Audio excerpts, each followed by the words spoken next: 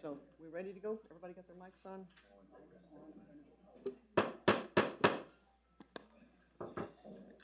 Good evening, everybody. We'd like to call the April 9th, 2024 regular Planning and Zoning Commission meeting to order. It is 6:10. I apologize for the late start. We're having some technical issues, as some of you may have noticed up here. Let's go ahead and get the roll call. Before I start asking for the names and notice that you're here, please note that Commissioner Martinez is excused tonight. And let's go ahead. Commissioner Barrow, she's the one that's coming. She will be here joining us shortly. Commissioner Edward? Yes. Commissioner Baldwin? Yes. Commissioner? Yes. Thank you. Commissioner Haywood? Yes. All right, Commissioner Homan, I'm here. I'm going to try your name several times, okay? It's Commissioner Drew. Commissioner Drew, okay. Gotcha. Okay, let the record show that there is a quorum present for the meeting and that we are expecting Commissioner Barrow to join us in probably a few minutes. All right. Before we move on to the approval of the agenda, Director Rubin, are there any changes to the agenda?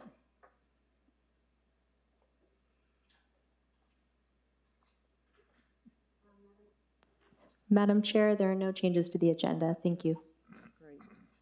Are there any changes from the board? Nope. Okay. Is there a motion to approve the agenda? So moved. Is there a second? Second. Great. It's been moved and seconded. Let's vote by roll call once again. Commissioner Edward? Excuse me? To approve the agenda. Approve Yes. the agenda? Uh-huh. Commissioner Baldwin? Yes. Commissioner Drew? Yes. Commissioner Haywood? Yes. And Commissioner Homan, yes. Okay, the motion carries unanimously, and we'll move on to the public comment period. Residents may address the Planning and Zoning Commission to comment on issues, problems, or successes on topics that do not appear elsewhere in the agenda. Audience members will be given an opportunity to comment on agenda items as they come up. Speakers must register with the village staff prior to the beginning of the meeting. I have a list of those who signed up to speak. Please come up to the podium as your name is called, and speakers will have 3 minutes. I have one person signed up at this time for public comment. Kathleen Sabo. Madam Chair, apologies. Right before the meeting, I got a message that she would not be able to make it. All right. Okay, with that said, we will move on to the agenda. Okay. Do we know if there's anyone online that has asked to speak? There's nobody online. Great, thank you, Kiko. Do we have any other members of the public that perhaps joined us after this comment notice was picked up that would like to speak? Hearing and seeing none, we'll move on through the agenda. Okay, we'll move on to the consent agenda.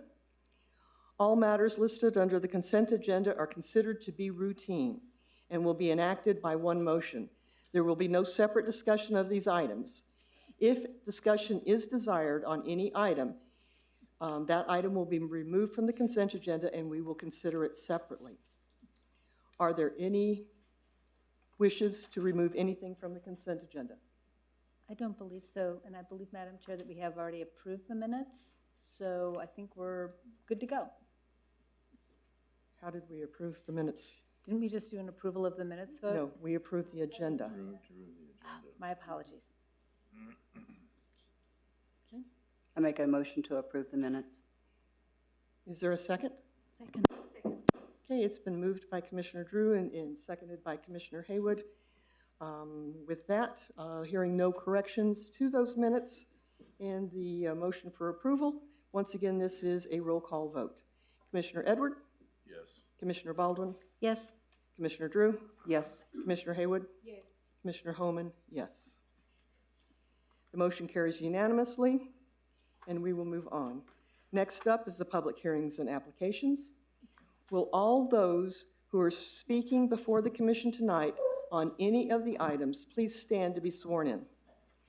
This is for all public hearings and applications on the agenda tonight. If you will be speaking on any of the public hearings and applications, please stand. Please raise your right hand.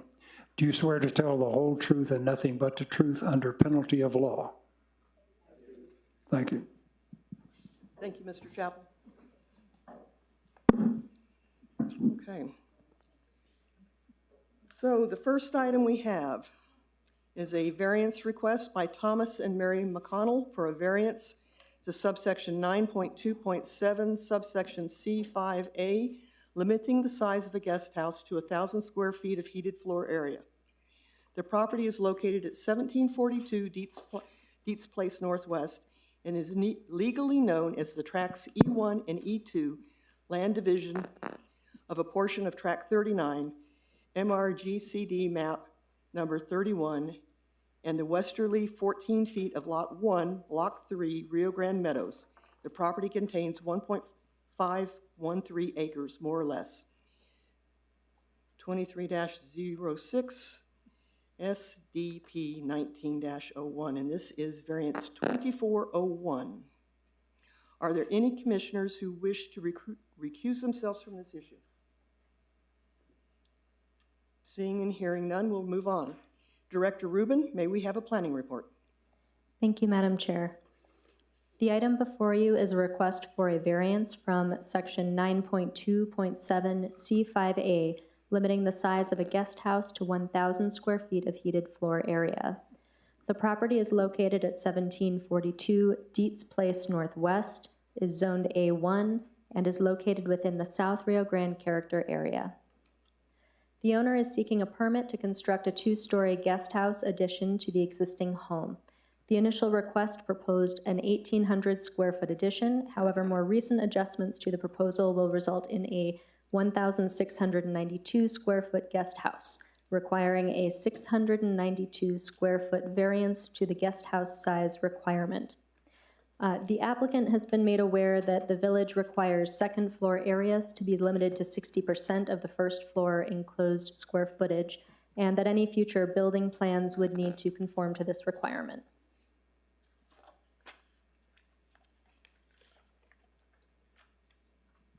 In terms of compliance with the master plan, under 2.1.2 Village Form Policies and Action Steps in the master plan, Policy A, Action Steps, includes the provision to enforce village zoning and ordinance requirements. This policy supports the implementation of and adherence to the 1,000 square foot limit on guest houses. Multi-generational housing is discussed throughout the 2035 Village Master Plan and is included in 1.2 overall village goals, 1.2.4, which reads, sustain the village as a multi-generational community. This lends support to the project. However, it does not necessarily support the request to exceed 1,000 square feet, so this may not conform. In terms of the public interest and material adverse impacts on adjacent property, the neighborhood, or the community, one facet of public interest is conformity with the adopted goals and policies of the Village Master Plan as noted above. Adherence to square footage limits for guest houses helps maintain village character. However, the request is still within the allowable floor area ratio requirements for the property. As for adverse impacts on the adjacent property and neighborhood, the department received 5 letters in support of the project prior to the comment deadline, and 1 additional comment prior to this meeting that stated general approval, but in general support, but that if a second story is proposed, it would give them pause. Unnecessary hardship criteria. The applicant cites hardship criteria 5 in the justification letter, which reads, other relevant factors exist that when taken into account indicate that granting of the variance is substantially justifiable, giving proper weight to the interests of the property owner, the public interest in protecting and fostering the character of the vicinity and the village, and the intent and purpose of the master plan and zone code. The role of staff is to provide analysis based on the village master plan and zoning code, and staff has a limited role in recommending approval based on criteria number 5, as it, provides the commission with flexibility for decision-making based on each individual request.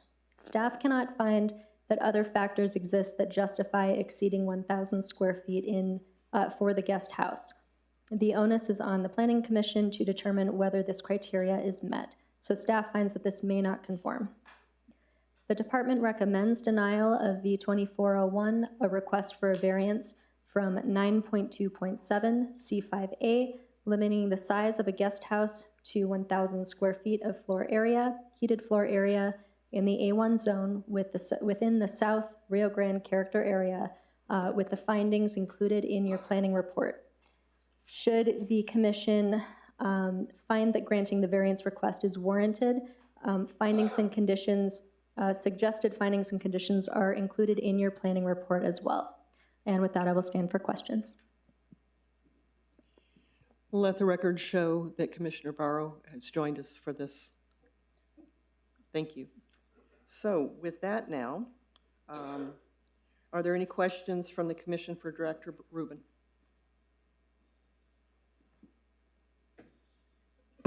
I do. Commissioner Edwards?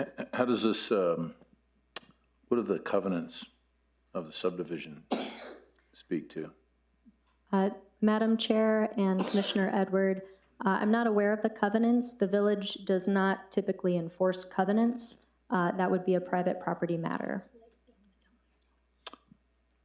Do we have any indication whether the neighbors are aware of the covenants? I do not have any indication, Madam Chair and Commissioner Edward, of that.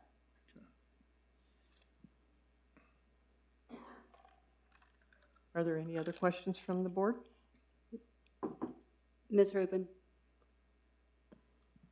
What's the square foot of the original home on the property? I bet the applicant might be able to answer that better than me. I can look in the packet to try to find that information for you if you hold tight. Thank you. Okay. So at this time, would the applicant like to address the commission? I would. If you can state your name and address for the record.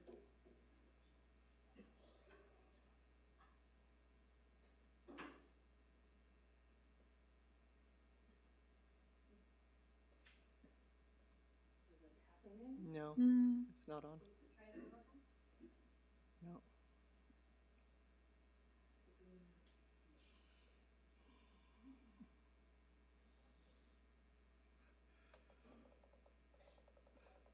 I used to be a teacher. I can speak really loud.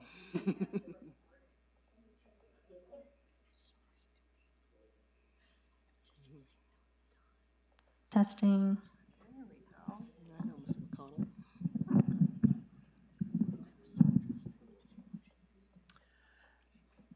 Good evening. My name is Susan McConnell, and I'm actually the daughter of the property owners. My parents had every intention of being here this evening. My father on Easter Sunday has had yet another medical episode. Not life-threatening, but he didn't feel up to being here tonight. I do have a short statement from my parents that I'd like to read. And I'm happy to answer any questions that I can. You heard from me in the packet. I wrote the 2 letters. And so this is from my father. My name is Tom McConnell. Our family is applying for 2 variances on a property at 1742 Dietz Place Northwest to build an addition to our home. We have lived at this address since 1977. Our 1.5 acre property is part of the old Pedroncelli farm. Although I believe the letters we submitted with our applications explain the details of our plans as well as the variances we seek, the need for the additional square footage, and the interesting setback on what was once an old neighborhood ditch, now our private ditch, we wanted to make an appearance tonight to add a personal touch to our applications. The timing of this building project and seeking the variances relates to last October when I had a mini stroke called a TIA. and that motivated us to begin to develop a plan to put our family in a better position to manage our needs. My wife has had a series of medical episodes in the past several years as well. Our daughter, Susan, has agreed to move into the planned addition to our home to be close by in the event of another medical emergency for either myself or my wife, as well as help us manage our property and home. As we are both approaching 90, we're not getting any younger. We hope you can approve our plan for building the addition so we can continue to live in our dear North Valley home. I'm happy to answer any questions that I can. Commissioners, are there any questions for the applicant? Commissioner Barrow? Ms. McConnell, in your, excuse me, in your letter, you indicated that your son, who's in the service, comes and stays with you. Is that? He does. Am I understanding it correctly? You're correct, and he is active duty Army. He's a bomb tech. He does still use my address as his permanent address and does come home on leave occasionally. Okay, and you said that you wanted or needed the upstairs for him to have a private I area? feel like as a 32-year-old man, it's nice for him to have a space to come home to when he is on leave. Would there be space available in the main house, in your parents' house for that? It's a 3-bedroom home. Currently, one of the bedrooms is being used as an office for my father, and the other one is where he has his treadmill and exercise equipment. So at this point, it's not set up that way. How often does he come, or how much? How It much time does depends. he When he spend? was overseas, he would only come home once a year, but he would come for 30 to 40 days. Now that he's stateside, he comes maybe 4 times a year for a week or so. Okay, that gives me a better understanding. Thank you, Ms. McConnell. Any other questions? I was going to say, Commissioner Barrow had most of my questions. But in a similar vein, the nonprofit work that you're doing in terms of the storage and holding of materials, was there a consideration of space in the main house for that? Yeah, as I said, the way their house is organized, it's not really set up for me to be in there on any kind of a permanent basis. And my parents, I don't know about you, but my parents are pretty set in their ways. And I'm trying to really respect their independence, literally until the day they die. They want to stay in their home, and I am committed to doing that to the best of my abilities. I'd also like to retain a life to attend to the things that I do. So, Thank you, I appreciate it. Susan, if I may call you Susan. yes. So your father, you said they're both approaching their 90s. Is your father actively using the office, just out of curiosity? And He does. He's still on the Albuquerque International Balloon Fiesta board. He really, for an 89-year-old man, he has been my mother's caretaker. Her mobility is limited, but other than that, they're both doing pretty well. But he does they have a couple of acres. We've got farm animals. There's a pool. He does a great job managing that and feels like that helps keep him young to be outside. But it's getting much more difficult. Other commissioners? What's the square footage of the main house, please? I don't know the exact number. I'm going to say it's about 1,800. Madam Chair, Commissioner Talia Pietra, I found it. Per a note on one of the site plans, it says that including the carport, tack room, main house, I'm seeing a total of 5,374 4 square feet, but 850 is probably the main house. I'm seeing that number as well, if that helps. What is the size of the main house? It's not called out by itself, including all of the square footage of everything, including the carport, tack room, and I assume the main house. Looks like 5,374 square feet as added together by the applicant. Because I saw one thing of 3,500 and some odd square feet someplace.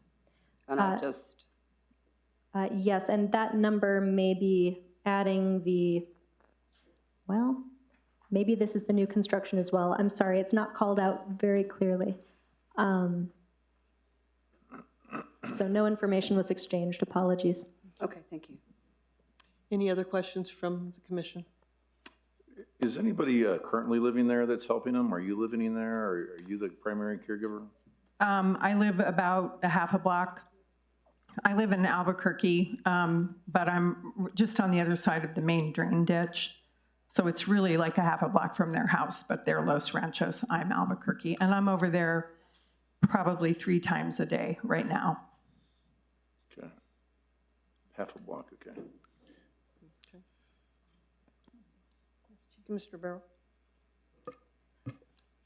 Going back to my previous question, would your son have any other alternatives in town to stay? I mean, if he grew up here, he must have friends. Yeah, that kind of speaks to a mom's heart, doesn't it? Well, When he I'm a comes mom, home. too. I'm a mom of grown-up kids, so. Yeah, when he comes home, he really loves to be with his mom and be with his grandparents.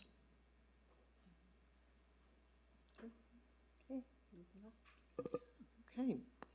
With that, let's, we've got a list, no, on the first variance. I do not have anybody signed up to speak on this issue. Is there anybody in the audience that perhaps did not sign up that would like to speak in favor or against this variance? Please stand up and come over.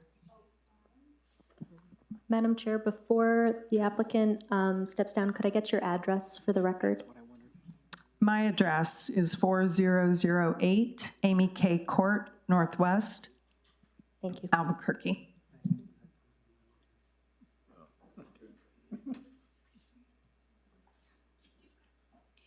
If you can give us your name and address, please, and tell us. No, can't do that, no.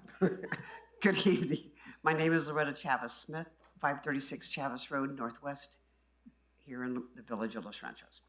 I want to say, isn't this what the village is trying to do? I mean, we're doing all of this to go try to keep our parents on smaller lots, smaller homes. We're trying to keep our parents in their home, build next to them. This is only what this lady is trying to do, and that's what the master plan talks about. So I think this is really imperative. I live next door to my mother. Of course, we were all on the same street because we were all the same family on the same street. And I was able to be there when was needed, and that was the blessing. Now she's trying to do the same thing, to be next to her parents, to do that. And it's hard to take care of an aging parent. So I'm totally in for it. This is what our village is doing. This is what we've been trying to do for a long time. Thank you. Thank you. Anybody else? Seeing and hearing none. All right. Kiko, it's Kiko, it's online, right? Yes. Okay, Kiko, is there anyone else joining us who would like, that's online, that would like to speak in favor or opposition? There is nobody online right now. Thank you. Okay. Well, with that then, let's go ahead. Is there further discussion from the commission? Or further questions for Director Rubin? Any other questions at all? Not so much a question as sort of comment and consideration. the main floor and, you know, and the main purpose, the applicant having space to be proximate to take care of the aging parents, I have no issues with whatsoever. The second story is a permanent structure for intermittent or temporary uses. And that gives me pause, because that's what the variance really hinges on, right? And I think one of the balances that I can certainly appreciate the applicant considering is, how do you maintain independence for aging parents to age in place as long as possible, as safely as possible? I mean, I'm going through it. I know probably most anybody who gets to a certain point is struggling with that with one family member or the other.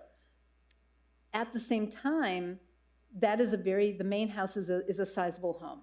It may need to be reconfigured in order to meet all the needs, including a visiting grandson and space so that the applicant can continue her incredible, you know, nonprofit pursuit.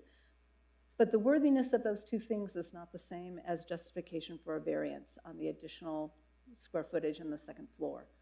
And so I think that that's just something that I'm sitting with, and I think it's very much of an issue in this discussion for us. So I'm eager to hear what other folks are considering and thinking as well. Anyone else? Yeah, I'll speak up to the extent that I've been the beneficiary of the Casita rule and law. I'll probably cry here, so just forgive me, but my mother lived in a casita that we built for 2 years, and it was, towards the end, it was very difficult. And I totally get what you're wanting to do. It's like it's a great experience, and my children and her grandchildren could see her every day, and they would come home from school and get ice cream and love on her, and she'd love on them, and it was a very symbiotic, multi-generational living arrangement. And I applaud that you want to do that, because you're going to be taking on more work than you know, but it's a work of love. And so I applaud you in that regard. A couple of things in as much as that. If you came in and this was 1,000 square feet, of course, 1,100, I probably wouldn't have any reservation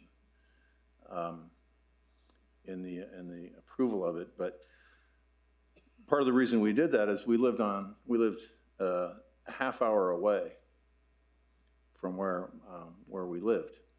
And when my father was dying, and trying to come down there and turn him every 2 hours at night, in the middle of the night, it dawned on us how important this casita was. And we ultimately ended up doing that for my mother after my father died. And but we were a half hour away. And I guess a question I have is, when your son comes to visit, could he stay in your house that's a block away? Is that going to be an option, or are you selling or having to sell this house that's a block away for him to be there for 30 days? I don't know what your plan is for that. My heart is totally aligned with what your spirit of your motivation is. You're going to have conversations with them that'll be super meaningful in the years to come. And if you do this and you're able to do it, you're going to have those. But at the same time, it looks as though you have some fairly immediate permanent solutions that are very close by. And that's a little bit of a hill for me to overcome. Living 100 yards away, 200 yards away versus 30 minutes or a half hour. And it's almost twice the size of the limits. So do you need to sell this other house to build this and you're moving out completely, or would he be able to stay there? I don't know. Can I answer that question? Please.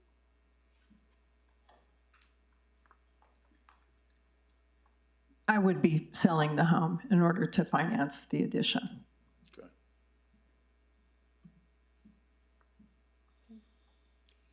Any other commissioner? Madam Chair. Yes. Commissioner Baldwin, I agree with your statement. This is a hard push. I just recently lost my mother. I lost my father 2 years ago. So yes, this is extremely difficult for all of us at this age. But then again, sometimes the asks are excessive, and that's what gives us pause, and we have to really weigh this. So thank you. So I'll make my statement too.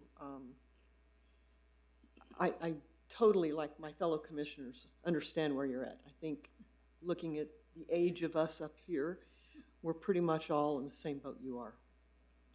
That or we've already experienced it.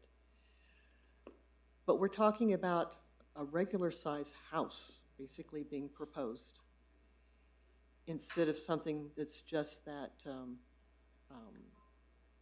quick addition for a individual caregiver, casita, whatever we want to call it. We've got homes in the village that are the same size as what you're requesting on their own individual lot.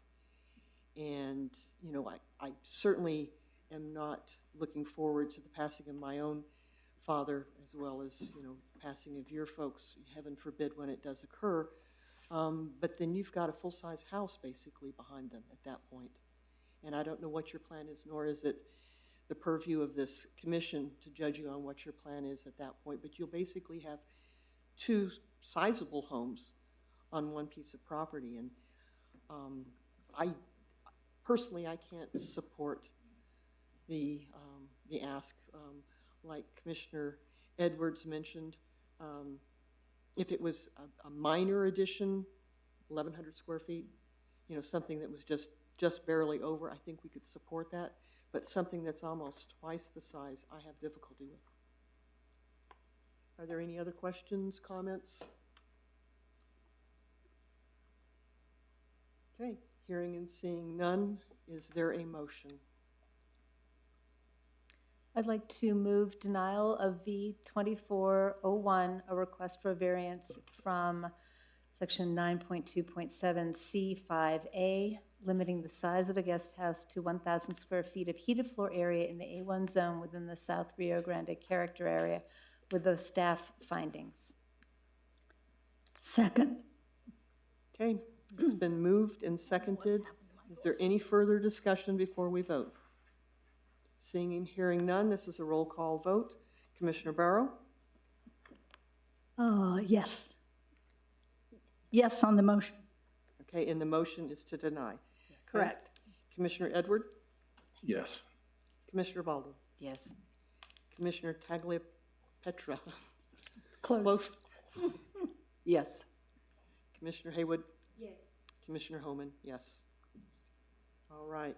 That is a unanimous motion, and the vote carries. I'm sorry, but the extended size has been denied. Okay. Let the record show that the public hearing on item V 2401, a request by Thomas and Mary McConnell for the variance, has been formally closed. We'll go on to item B on the agenda, which is V 2403, a request by Thomas and Mary McConnell for a variance from subsection 9.2.7 E2A4, requiring a structure to be at least 25 feet from an irrigation ditch drain to allow a guest house to be 15 feet from a ditch in the rear yard of the property. The property is located at 1742 Dietz Place Northwest, Los Ranchos, New Mexico, 87107, and is legally described as tracts E1 and E2, land division of a portion of tract 39, MRGCD map number 31, and the westerly 14 feet of lot 1, block 3, Rio Grande Meadows. The property contains 1.513 acres more or less. Are there any commissioners who wish to recuse themselves from this issue? Nope. Director Rubin, if you have a planning report on this one as well. I do. Thank you, Madam Chair. The item before you is a request for a variance from section 9.2.7 E2A4, requiring a structure to be at least 25 feet from an irrigation ditch or drain to allow a guest house addition to be 15 feet from the rear yard of the side yard of the property. The property is obviously the same one as the previous request and the same project. The property is zoned A1 and within the South Rio Grande character area. So again, the owner is seeking a permit to construct a 2-story guest house addition to the existing home. Again, this is the variance request that was just denied. The second variance is also required to allow the guest house addition to be located 15 feet from an irrigation ditch in the side yard of the property, which a 25-foot setback is required. So the reason you are hearing both of these things is that they can stand independently. If a conditional use is approved for the guest house at 1,000 square feet of heated floor area, this is a request for where it is placed.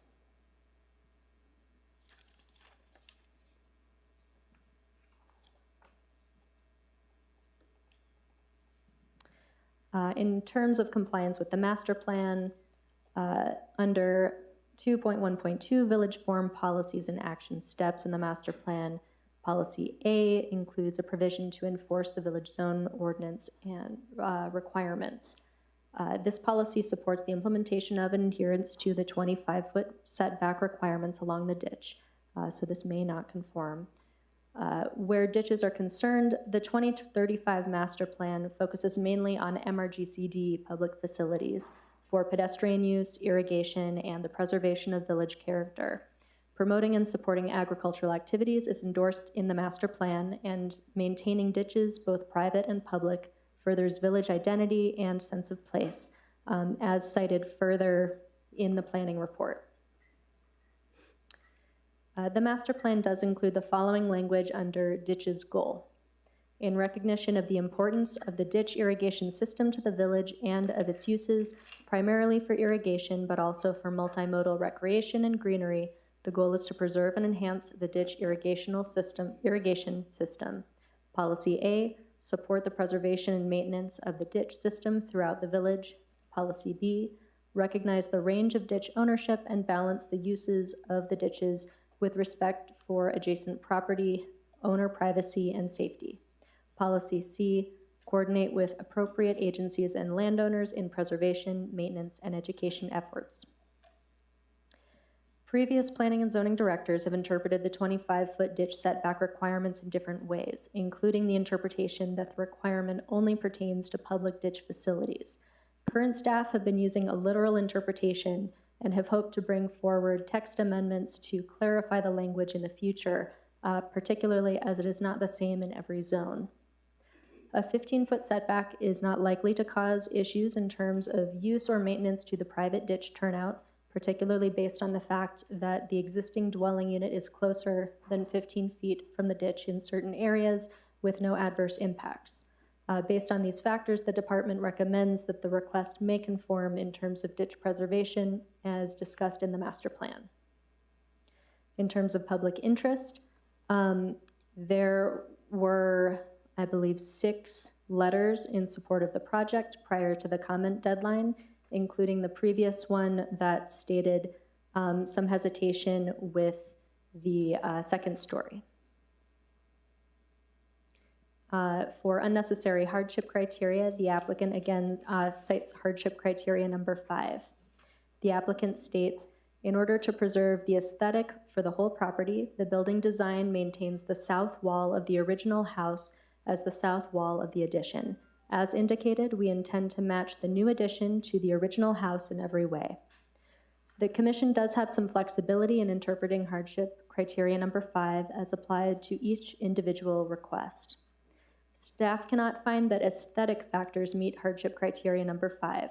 However, staff recommends that due to uneven application of the ditch setback regulations over time and staff's intention to bring forward text amendments for consideration to clarify this language, the Planning and Zoning Commission may find that this hardship criteria is satisfied, may conform. The department therefore recommends approval of variance V2403, request for a variance from section 9.2.7 E2A4, requiring a structure to be at least 25 feet from the irrigation ditch or drain to allow a guest house addition to be 15 feet from a ditch in the side yard of the property in the A1 zone within the South Rio Grande character area, with the findings and conditions included in your planning report. Should the Planning and Zoning Commission find that granting the variance is not warranted, there are some findings of fact included as well in your packet. Thank you. Thank you, Director Rubin. Commissioners, are there any questions for Director Rubin? I always have a question. Commissioner Edward? Commissioner Edward? Is the setback from the edge of the easement or the actual physical ditch? Madam Chair and Commissioner Edward, the language states from the ditch, and that has been interpreted in different ways. I can read the exact language for you. It is in different, it's a little different in different sections, but it is from the ditch. And is there- Staff have been going from the property line as it usually lines the property line, and that is the best way to measure in some kind of consistent manner, as it may vary. So that's what we've been doing, but it's not necessarily extremely clear. So if it's a private ditch, is there no easement for it, or is there an easement in place on a plat? Madam Chair and Commissioner Edward, I'm not sure if there's an easement there. The proposed construction would not be within an easement, however. I have a question for the applicant. Is that okay? We'll get to that. Okay. Director Rubin, we're talking about a private ditch.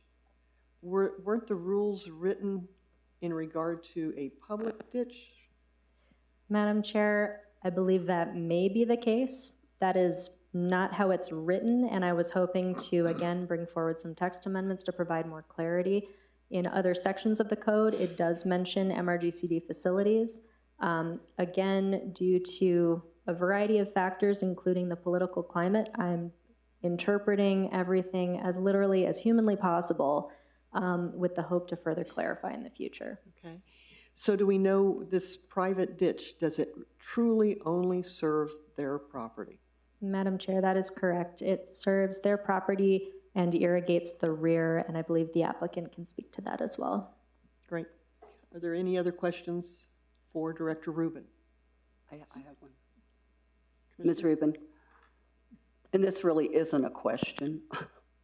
Can we please clear up the language and make sure it says either 25 foot all the way through or whatever, so that we don't run into these situations again?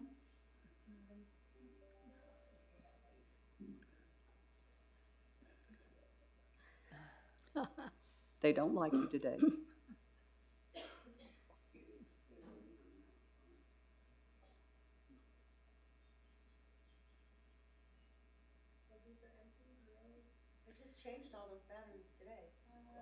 But while she's finding a microphone, just a thought, I think, for all of us, and hopefully some of the trustees are listening too. Every time there is a new resolution, there is a new direction, then that gets added to the list of things that the one-person director is doing. And so I think hopefully all of us will be mindful about saying, hey, can you do X, Y, and Z when that adds another to the queue, because I think it's a matter of too much work and not enough time to do it in. But I mean, there are tons of text amendments. Don't get me started. I could go to town.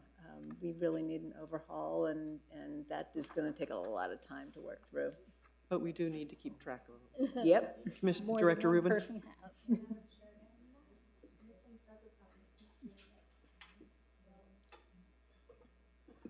Would you like to come up and? Okay, let's take a 3-minute break. Just to clarify, yes, I echo those sentiments completely, and I would love to do that. I do have a list, so it is on the list, and as soon as To be it gets passed on done- to others. To be passed on to others, as you'll see. Someone. Thank you, Ms. Rubin. Are we taking a 3-minute break? Yeah. I can. Okay, we'll make it 5. We'll make it 5. Are we in recess? We're recessed for 5.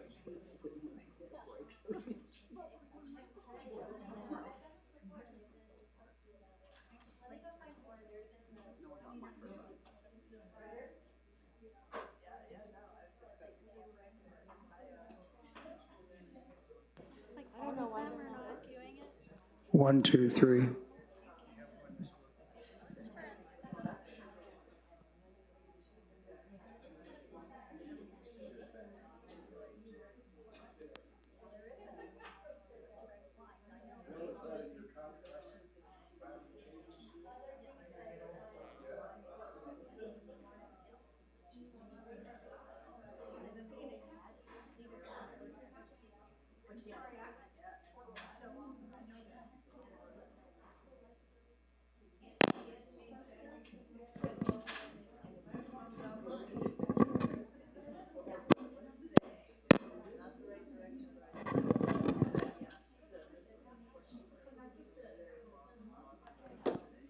Where are you originally from? Oh, that's cool. You know what a Dorper sheep is? Yes, they're delicious. Yeah, I raise them. Oh, you do?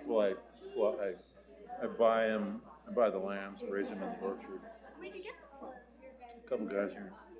There's actually, Africans? Because there's some in the East Mountains that raise them. yeah, there's probably about 40 people in the state of New Mexico, I think. Interesting. Do you eat them? Excuse me? Do you eat them? Yeah, I slaughter them myself and Yeah. butcher them and everything. In fact, I had some the other day. It was killer good. Actually, the ones I've had Dorper, and I've also had a Dorper Royal White Icelandic cross. See, I'm not a sheep expert. They're all hair. Those are all considered hair sheep. Okay. But the one, you know, I can show you pictures where they have like just the, you know, it's like a line, like right here, it's all black head, you know. It's not always pure like that, but it's an amazing animal, and that Are they easy to work with? compared to a cow or something like that, it's super easy. I mean, Size-wise, but I mean, are they usual like, brainless sheep or they? they're a little brainless, but you know, you give them enough sweet feed, and they know it when you're getting it and how you're giving it to them. It can be pretty.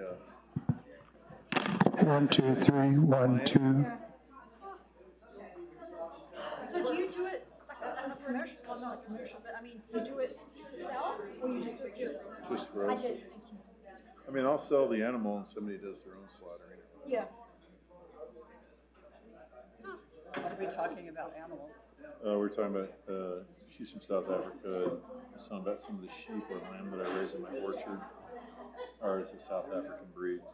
It's called a Dorper. So you raise them for food, or you raise them for wool, or you raise them for? Eat.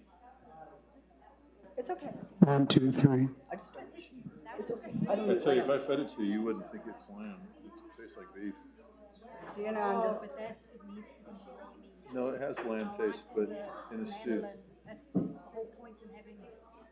It doesn't have as much lanolin because the sheep that's bred for their wool has a lot of that, and it can get gamey at a fairly young age. So you can slaughter these guys at 12 months of age, and you don't really have that extra game. So it still tastes lamby. A little bit, yeah. where do you have these sheep? In my orchard Where's your orchard?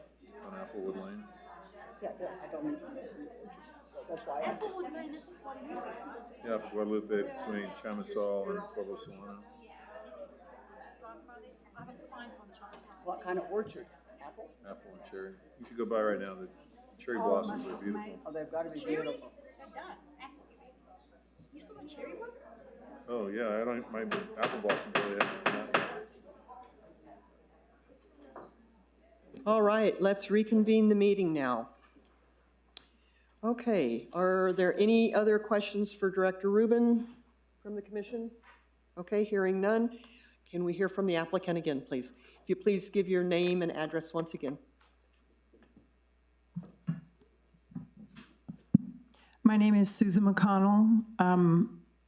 My address is 4008 Amy K. Court Northwest in Albuquerque. I'm the daughter of the property owner in question. Is there anything you would like to add in regard to the ditch and the variance regarding the ditch? No, I'm happy to answer questions. Commissioners, are there any questions for the applicant? I guess the one question was, so this was a public ditch at one time, and I guess something happened with a subdivision where they stopped irrigating with it on the other end, or? I don't believe it was ever a public ditch. It was the Pedroncelli farm ditch that irrigated the west end of their farm. There were two of them, actually, on both property lines of our property. There was a period of time where neither of the ditches were used, and then when we purchased the property in 1977, we commissioned someone to refurbish one of the ditches so that we could irrigate the back of our property, which is in pasture. We do have farm animals. It is a private ditch. No one else uses water from that turnout. Any other questions? All right, is there a motion? Yes. Commissioner Barrow? I move we accept findings of the staff that we grant the variance V2403, variance of 25 feet from the irrigation ditch at 1742 Dietz Place Northwest, Los Ranchos.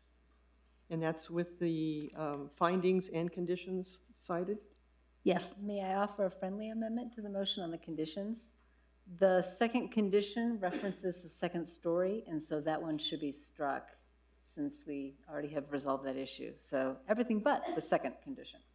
Conditions 1 and 3 are accepted as amendments to my motion.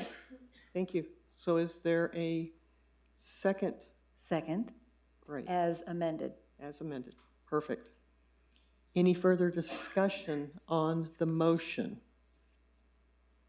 Before we vote, I would like it read so that I make sure that you're eliminating number 2, you said?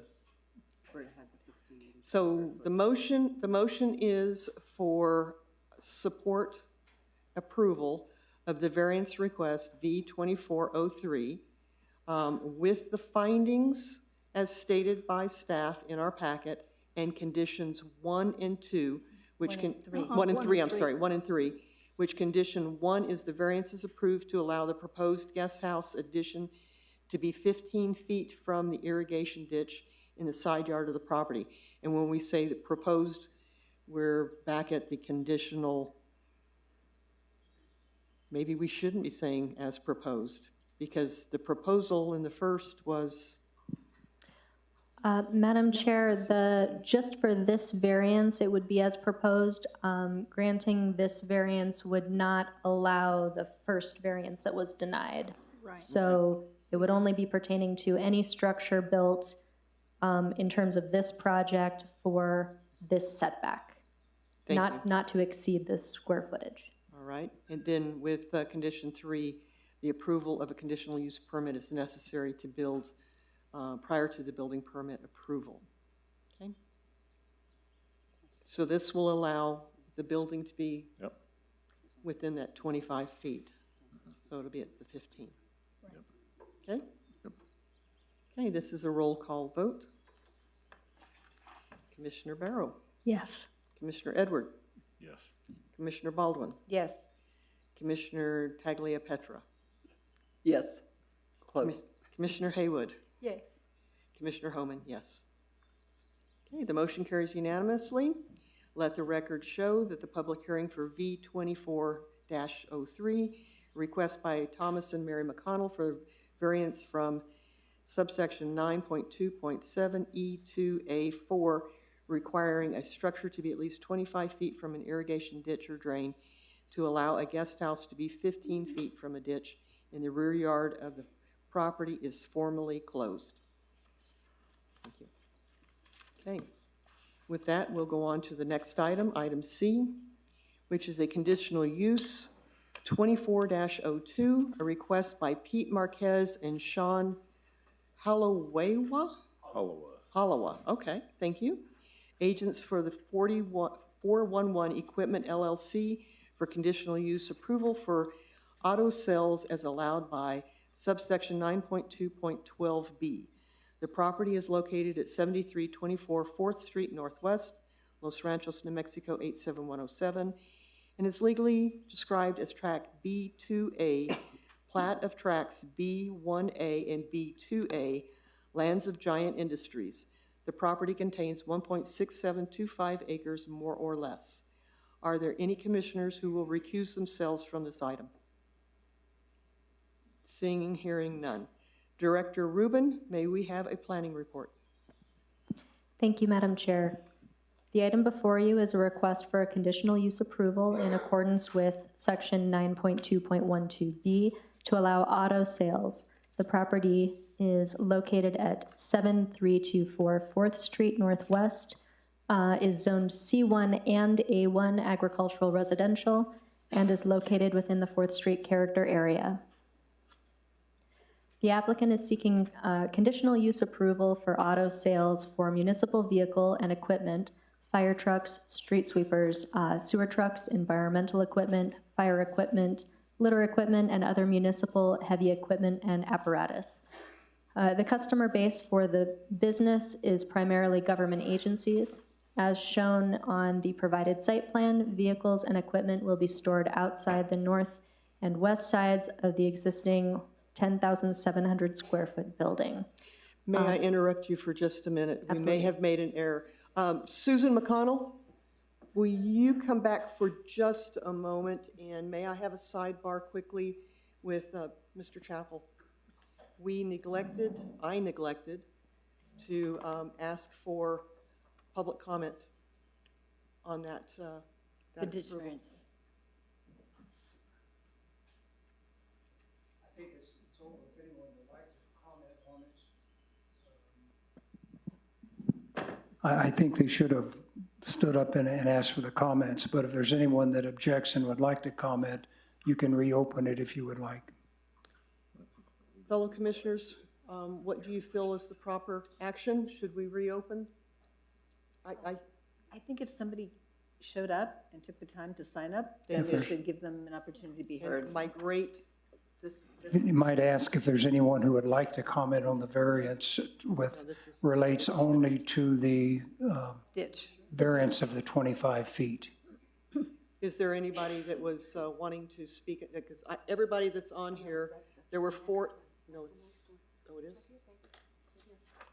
I don't think there was anybody signed up. That's your next please. That's Okay, 411. I'm sorry, folks, sorry. That's All right. Wrong one. Too many pieces of paper up here. Yeah. This one said C2, and yeah, I'm so sorry. Thank you. Okay, let's get back on track. I'm so sorry to have Thank you for interrupted, checking. but I thought if our applicant needed to be here. Thank you very much for checking. Okay, so to continue on this request for the conditional use. Conditional uses, for context, are uses that are contemplated as allowable in a zone, but that based on the property location may need to have conditions placed upon them to mitigate any negative effects on the surrounding area, such as noise, dust, etc. And the inability to place conditions on a request in a particular location would be grounds for not approving the conditional use. So just for some context for how staff have been contemplating conditional uses, and hopefully that's helpful. Also, there are two photos in front of you, and if any members of the public would like a copy, one photo is just the ortho, the aerial of the property that was not included in the packet. Apologies. And then the second one, a commissioner saw this aerial photo online and thought it was a very helpful exhibit. And so I have copies provided to all of you and some extras if any members of the public would like to view it. Okay. Just come on up and let me know. One sec. Yeah, I'll provide it. Okay. In terms of compliance with the master plan, under 9.1.2, economic development policies and action steps in the master plan, policy B recommends supporting village businesses, both current and potential. Policy C encourages commercial development that accomplishes the following: supports, anchors, and energizes the commercial and mixed-use area in Los Ranchos, maintains and increases mixed-use areas, acts as a catalyst to revitalization efforts of businesses, commercial and mixed-use property owners, and surrounding neighborhoods.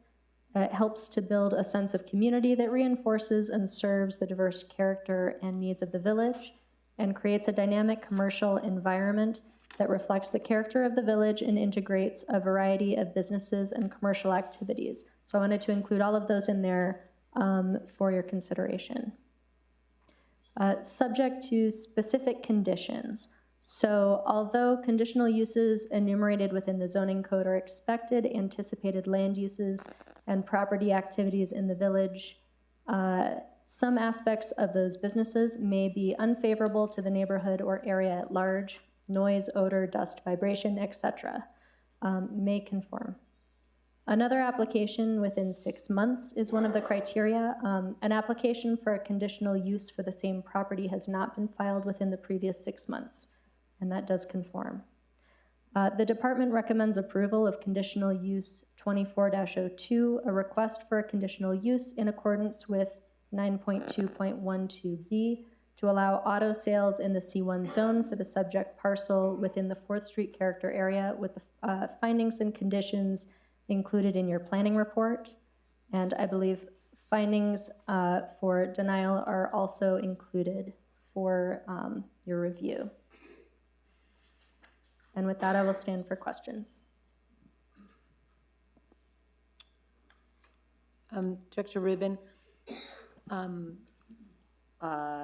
you had, when you were doing the introduction to this staff report, you had said something about what were the conditions for denial? There was something about even if you're finding mitigations or conditions that might call for a flat-out denial and not approval. I was trying to do too many things with too many pieces of paper. Sure. And I want to make sure I'm clear on that one. Madam Chair and Commissioner Baldwin, so in terms of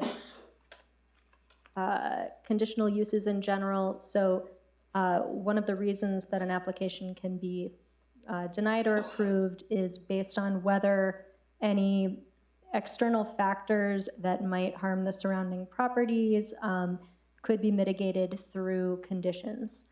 And so if there are any external factors such as noise, dust, odor, if there are conditions that could be placed on that use in that particular area that would warrant approval, it can be approved. If there are not appropriate conditions and it's just not going to be able to be conditioned in that location, that would warrant denial, in my opinion. I appreciate it.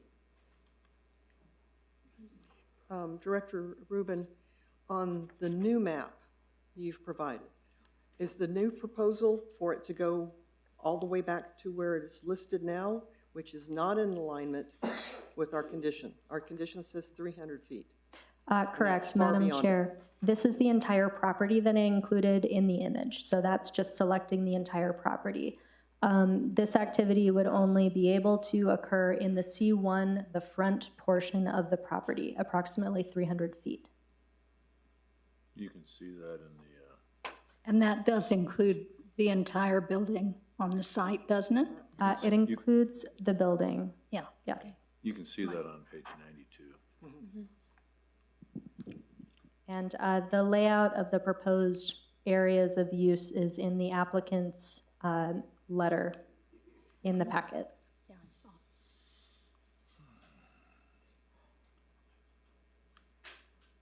Any other questions for Director Rubin?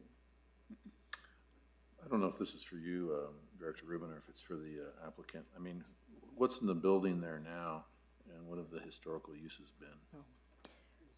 Madam Chair and Commissioner Edward, I'm not sure of the current use, and potentially the applicant could speak to that. Historically, I believe it was annexed into the village with a special use approval to, I'm going to misstate this, but there were, may I pull it up real quick so I don't say it Sure. wrong? Okay, I can I tell don't have you. it in front of me. I can Accuracy's tell you, good. because I live next door. So, You go ahead, and then I yes, can it's, provide the approval. Giant Yeah. Industry, it was their training center. And then they were taken over by, can't remember what the gas station. AX is the propane. Propane, Oh, heck, recently they were taken, Speedway, yeah. And so they've been using that as a training center and an administrative center. The paperwork we were given does make a statement that it's been out of use for a long time. It has not. It's been out of use by them for maybe 6 months. So it is very, very newly used. And Madam Chair, if I might add, originally as approved by the county prior to annexation, I believe it was approved to be used for a service station, warehouse, storage tank for gasoline and LPG, butane tanks, and a mobile home, originally. it appears that this subdivision goes back to 2014, is that correct? In terms of that plat? Madam Chair and Commissioner Edward, I'm not sure of the platting history. I would have to look into it. Are you talking about the two, these two you're talking? No, the regular shape on the front of 4th Street. For the AX propane piece up front? I was looking at the plat, there was a signature block on there for 2014. I didn't know if,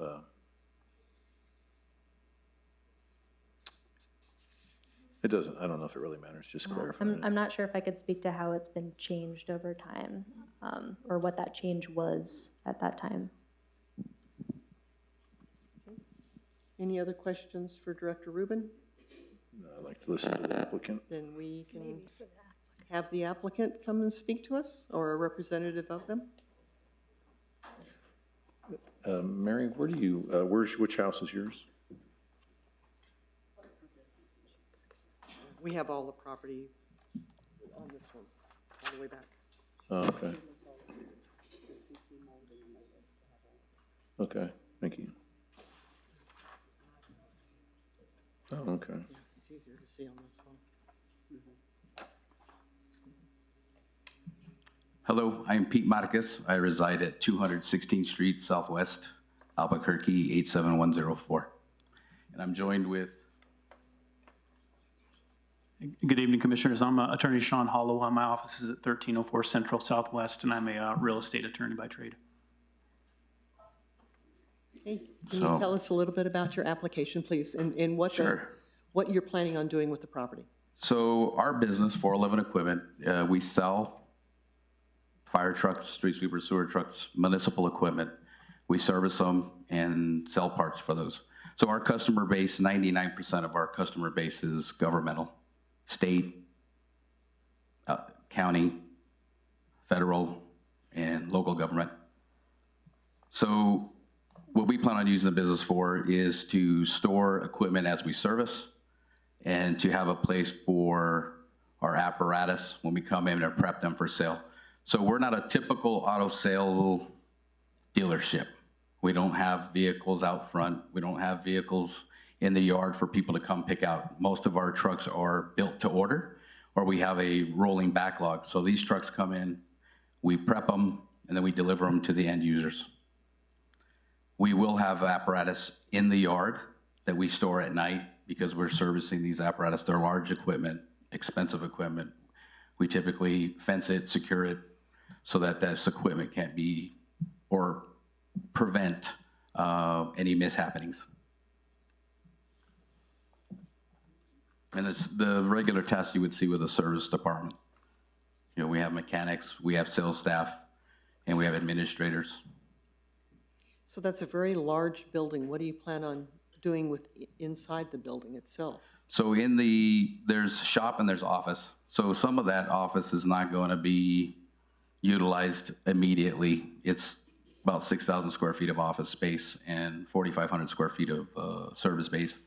The service space will be to service the equipment. They're large equipment. You know, we're talking anywhere from 8 to 11 feet tall and anywhere from about 20 feet to about 50 feet in length. So that warehouse would only hold approximately 4 to 10 apparatus.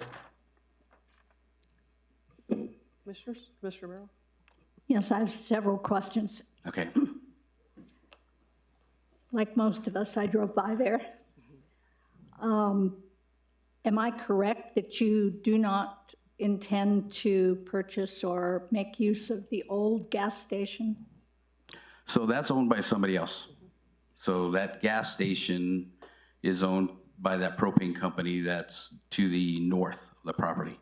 So I don't have any dealing with that property, and I'm unaware of what's happening on that property. Okay, is your, fine, I understand. Okay. Are you accessing your property from 4th Street? We would be accessing that property from 4th Street.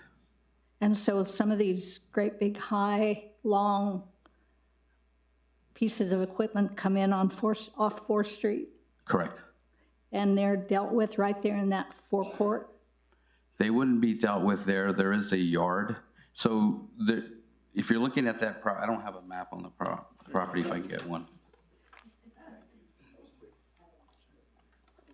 So there's a lot of egress between the property, right? It's set back quite a bit. There is this weird property line where it's V-shaped.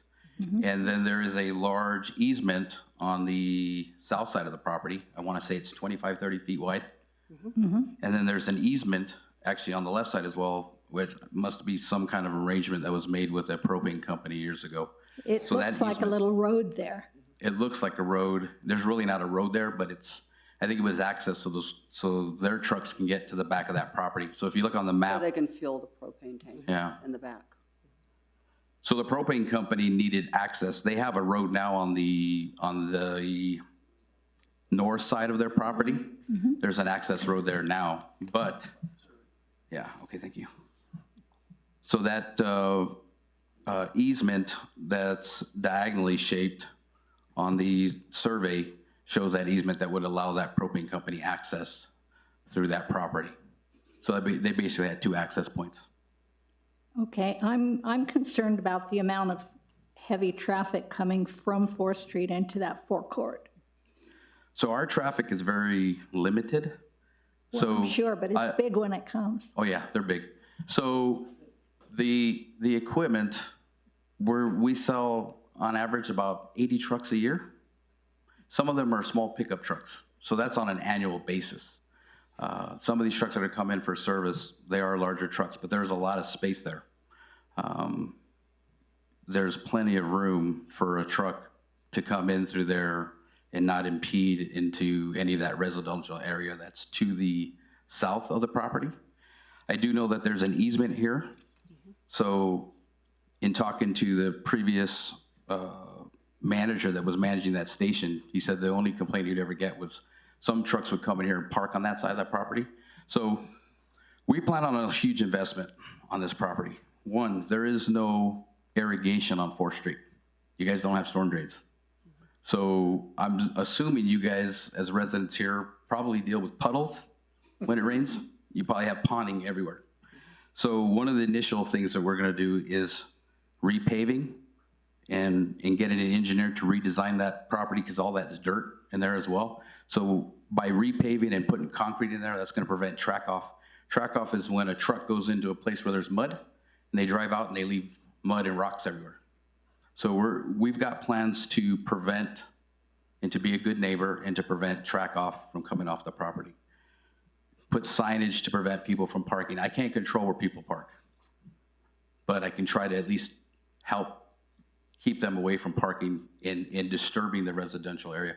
We're good neighbors. We're a vendor in good standing. We've done business with Bernalillo, Albuquerque, Rio Rancho, Sandoval County. We sell and service fire trucks for all the major departments in the state of New Mexico. So we're going to make an investment into this property, not just for us, but to make sure that we're a good neighbor.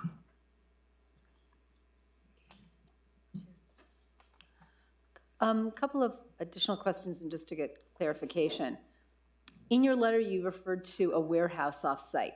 You've got a warehouse someplace else where the vast majority of your stuff must be stored or something? So I don't recall that part of the application, but if we're talking about that, it's probably where we're currently operating out of. So we currently operate out of 1815 4th Street, which is on the corner of 4th Street and Haynes, close to I-40. Okay, and is that, are you retaining that or are you getting rid of that? I'm just trying to figure out what's happening where. Yeah, 'Cause so it's we'll still a retain little that for a unclear. few months and then, because that property is being leased. Okay, I just want to make sure I'm clear too. I don't own this property. So this is a conditional, we're stepping out in front. I have till later this month for my due diligence on the property. Why buy a property if I can't operate out of it? So these are steps for us for our due diligence process. of course. And so we're just trying to do our due diligence Yeah. by understanding what it Yeah. is that you are looking to do where. So within the structure itself, the existing building, which has got office and area, a shop area, what activities and what equipment will be inside versus outside? So some of the equipment that we have and that we operate and use are lifts for the trucks, forklifts to remove equipment off of trucks, trailers to move equipment. We would have tools for the mechanics. We employ 4 full-time service technicians to work on these trucks, so they would have their tools and equipment. Administrative equipment in the offices, your standard printers, copiers, and computers And all those things are inside. inside. What is distinctly outside? It So will never outside- come inside, or it comes inside briefly. It's equipment, large apparatus. So it'd be a fire truck, a street sweeper would be parked in the yard. And when you say in the yard, you're talking in I'm talking east on side of the building the, or? on the north side of the property.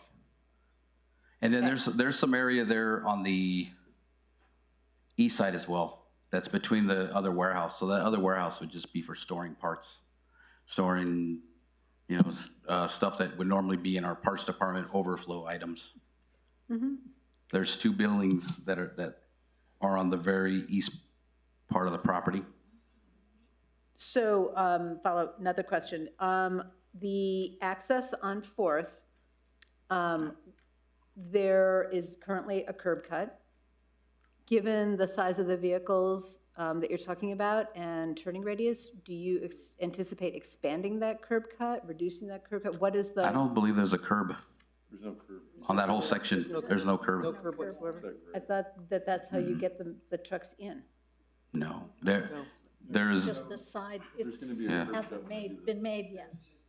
No, so. I don't how believe will- there's any again, curb anywhere near that. There's no curb. Yeah. It's- No, it's my that grade. point is, how are they coming into your property? You set off of Fourth.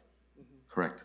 Okay, so vehicles that large typically need more access room, right? To both Correct. turn in, turn out. So, access. So that's what I'm trying to say, Yeah. of this little bit here. That's- how and that's much of actually not that little. Is yeah, I'm I sorry. was being Yeah. facetious. Okay. How much of that is actually coming, is going to be the turning mechanism and the egress and exit of, ingress and egress of your equipment? I'm trying to just, part of this is understanding what the impact is to the pedestrian environment and the 4th Street environment. So I'm just trying to understand that. No, nothing, It's just dirt. Yeah, there isn't a sidewalk there either. none No, whatsoever. okay, no, but that, okay, Yeah. we are, one moment, Yeah. please. Oh, yeah, I'm I sorry. really Please. don't Yeah. like chatter from people who aren't actively speaking. Thank you. the village is going to be spending millions and millions of dollars to improve that stretch Okay. of Fourth with the same sidewalk treatments, light treatments as exists in the, that you see on farther south on Fourth. Millions of dollars. That's already underway. And so I'm trying to understand how very large municipal vehicles, and thumbs up for municipalities having great vehicles in good repair.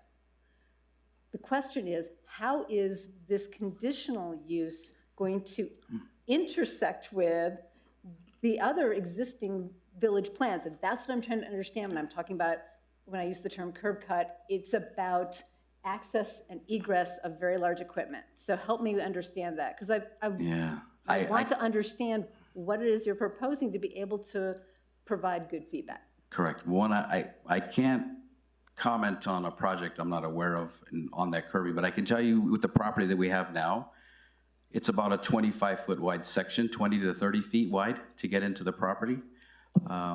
We bring trucks in on a 12-foot wide door, garage door.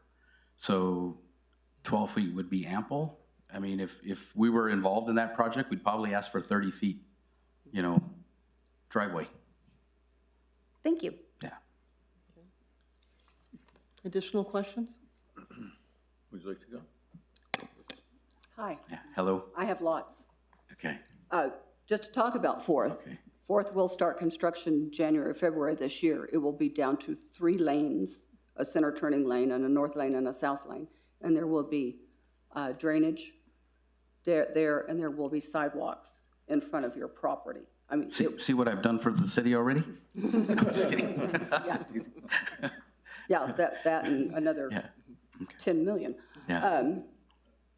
So there, we will have storm drains, we will have the Okay. drainage, all of this stuff will exist. So this is our concerns. You're going to be down to 1 lane. How are you going to be able to turn into your area? So even down to 1 lane, we can turn into there. I mean, these trucks are large, but their fire trucks have a very large cramp angle and turning radius. Even the street sweepers that we have very short wheelbases and turning radiuses. So getting into the property is not an issue. We drive into some of the tightest areas in downtown Albuquerque with these trucks. We do service calls, we pick them up, we bring them to our office. So access and egress isn't an issue for these apparatus. But The city's using them. I'm sure the county uses these trucks all the time. They have street sweepers and sewer trucks. I just saw a sewer truck down the road here that they were doing some work. So I know they can get in and out of these areas. It's not like they won't have access. I don't know, I can't speak to their impact to the new design, but I think that's very encouraging to know that they're gonna have storm drains and sidewalks and. It's just Yeah. going to really restrict Yeah. size. So you're saying that we will not see any trucks in the front 300 feet from the road? So in that first section, before you get to the building, I know we put that in the plan, but that doesn't, there's no space for me to, other than parking for customers. So if a truck's parked there, it's probably waiting to get access into the property, into the gate. But they won't be parked there or housed there, nor will they be there overnight. So anywhere from between 4th Street and the front of that building, my job is to make sure my customers have safe equipment, and I want to safeguard it. So it's going to be in the yard, in a secured yard with security cameras and other security measures to make sure that somebody's not, playing with this expensive equipment. Politely put it. Thank you. Yeah. Okay, I've got some additional questions. I'm sorry, did you have more? No, I have no more questions. You've made mention of using the back building, which they had previously used it for storage and such. Did I misunderstand what you Yeah, were saying? we'd want to utilize it for something. If anything, it would be for storage. We wouldn't operate out of it. Okay, because I'm concerned that your application is in regard to the first 300 feet, and that is far beyond the 300 feet. Madam Chair, that's correct. It would need some type of other approval in order to do anything really in the A1 portion of the property. This request is pertaining to the front Okay, So- so then nothing out of there until we got some type of approval. That's an additional Yeah. 100 feet. So, yeah, that building, my intention for it was only to be for storage, not to operate out of it. I mean, it's there, it's a structure, it keeps things out of the elements, so, yeah. Okay. Would you give any consideration to retrofitting the building to store the equipment inside that very large structure? Creating a bigger. Oh, yeah. So that's under discussion already, because there's more office than we know to do with already. So there's been conversation about removing the back 4 offices and turning that into shop instead of, having more office space. It's the offices are built inside that steel building. So they've got a lower ceiling. And so there's a lot of empty space that's not being utilized. I do know when you're speaking of controlling drainage, that building has terrible drainage, and it has caused flooding when we've had major storms. The runoff from the top of that roof has flooded all of the properties around it, so just kind of a heads up. We've had a contractor that's already given us that opinion and told us that the building actually sits below 4th Street. So the water does tend to want to run towards the building, and then the contractor that does all the service work for the previous tenant also warned us about the large pooling area in the area. So we've already contacted engineers and contractors to see what it's going to cost to do that, because that's an initial. I can't have that. And to your question a second ago, too, in the development, in the planning for your 4th Street expansion, typically what's happening is the engineers are going to accommodate the roads for these larger trucks. So all of the trucks that we sell fall within bridge law. We don't have anything that requires oversized equipment and requires any kind of special permitting to drive. As long as you have a standard commercial driver's license, you can drive it. Doesn't require any kind of additional weight. So no consideration of potentially damaging the road that's being pre-engineered for these types of apparatus. Within your application, you also mentioned, at least it was in there somewhere, I'm sorry, my screen just went off, or I would reference where it was, training for the people that are purchasing these vehicles. Is this training going to be on this property too? At times. So it's usually a couple hours. So I'm going to give an example. We sell a fire truck. The NFPA, which is National Fire Protection Association, they govern and tell even contractors how you sell trucks and equipment that has to go on there. Well, part of our responsibility is to give them an orientation on how the apparatus works, certain key components on how to operate that truck. So there's some of that instruction is done there, and there's presentations done in a training room. So that office space there's a couple of training rooms, so that training would happen there.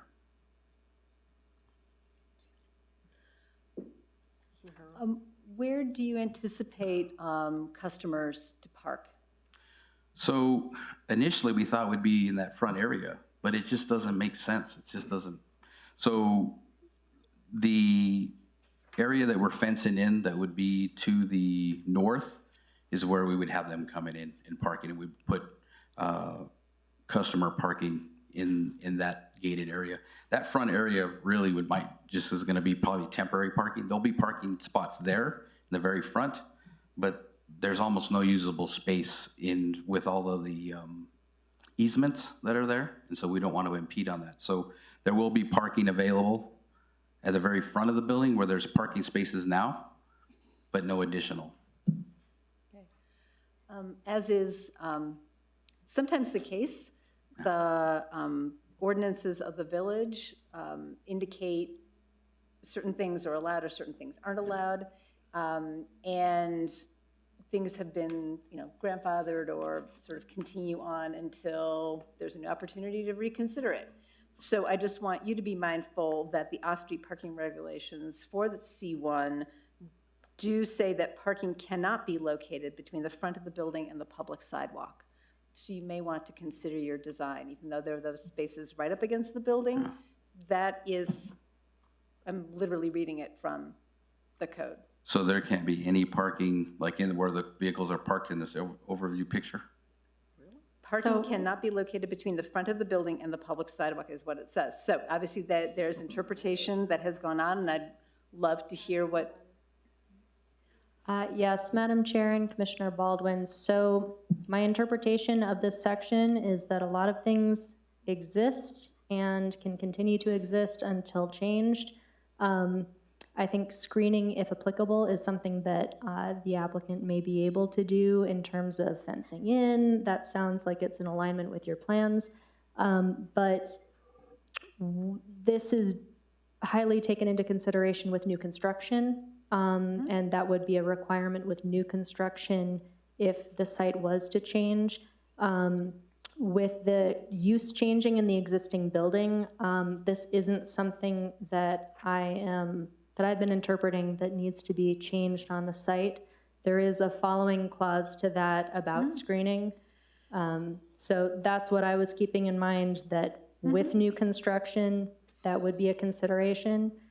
As it is, this is an existing condition, and that's what I had been looking at. Yes, I think we will need to address that, not necessarily with this property, but going forward. I mean, you think any of our strip shopping centers, that's a situation. The school, they've got where the sidewalk will eventually be, and the school where parents and teachers and everybody park. The shopping center, I mean, yeah, we've got a problem on that going forward that we do need to address, and I think that should be elevated to an issue. And Madam Chair, this is something that would be gradual over time as the change. So with new construction, that is the standard we hold it to. We understand also that there's a lot of existing sites that have parking in the front. Yeah. Great. Any other questions for the applicant? I do. Okay, Mr. Edward. Hey, first I want to say congratulations, man. I'm glad to see you're having a business that's doing well. Well, thank you. That's really good. So a couple questions I have. I think that the property currently is not very attractive, and any kind of investment that's going to be made in there, I think I welcome. That area needs vitality. There's places around there that are junked, trashed out, and not taken care of, and the weeds are out of control. And so any sort of activity that comes in where people show that they care, I like. The things that I'm concerned with when I think about the types of vehicles, it's not what they look like, because my guess is they're going to be new, bright, and shiny. Is that a fair statement? Yes. Okay. My concern is that there is a diesel truck idling for 6 hours. That there's 5 diesel trucks, because most of these trucks are diesel. Majority of the trucks are diesel. If you go to a truck stop or you go to one of these other places, these guys love to idle their diesel trucks. And the fumes and the noise is what I object to, and there's really no need for it, honestly. I know enough about mechanics to know you don't have to idle a truck for 6 hours. Is that going to happen? So trucks will be run, they will be idle. You will hear diesel trucks. I can tell you that all of the trucks since 2010 have EGR systems and particulate matter filters, so you won't smell a truck. You might hear a truck. The older trucks, older than 2007, that didn't have EGRs, you're going to smell them. We do have equipment to prevent that. And so what will be installed is a filtration system so that the neighbors aren't smelling the exhaust. I don't like the smell of diesel. I'm not used to it anymore either. I've been around diesel trucks long enough now that when I get one that is, pre-def and EGR, it's nauseous. Okay. So we're mindful of that, and that won't be allowed. But yes, there will be trucks at times that are idle, but not idle very long. Diesel engines shouldn't be idle. They don't like to be idled. They want to be run at high RPMs and on the highway. Yeah. So we try to prevent idling for too long. Great, thank you very much. The other thing is that when I think of a a fire engine and I think of noise, I think about if you're doing training there and you're showing it off, how often are you guys going to show off the sirens?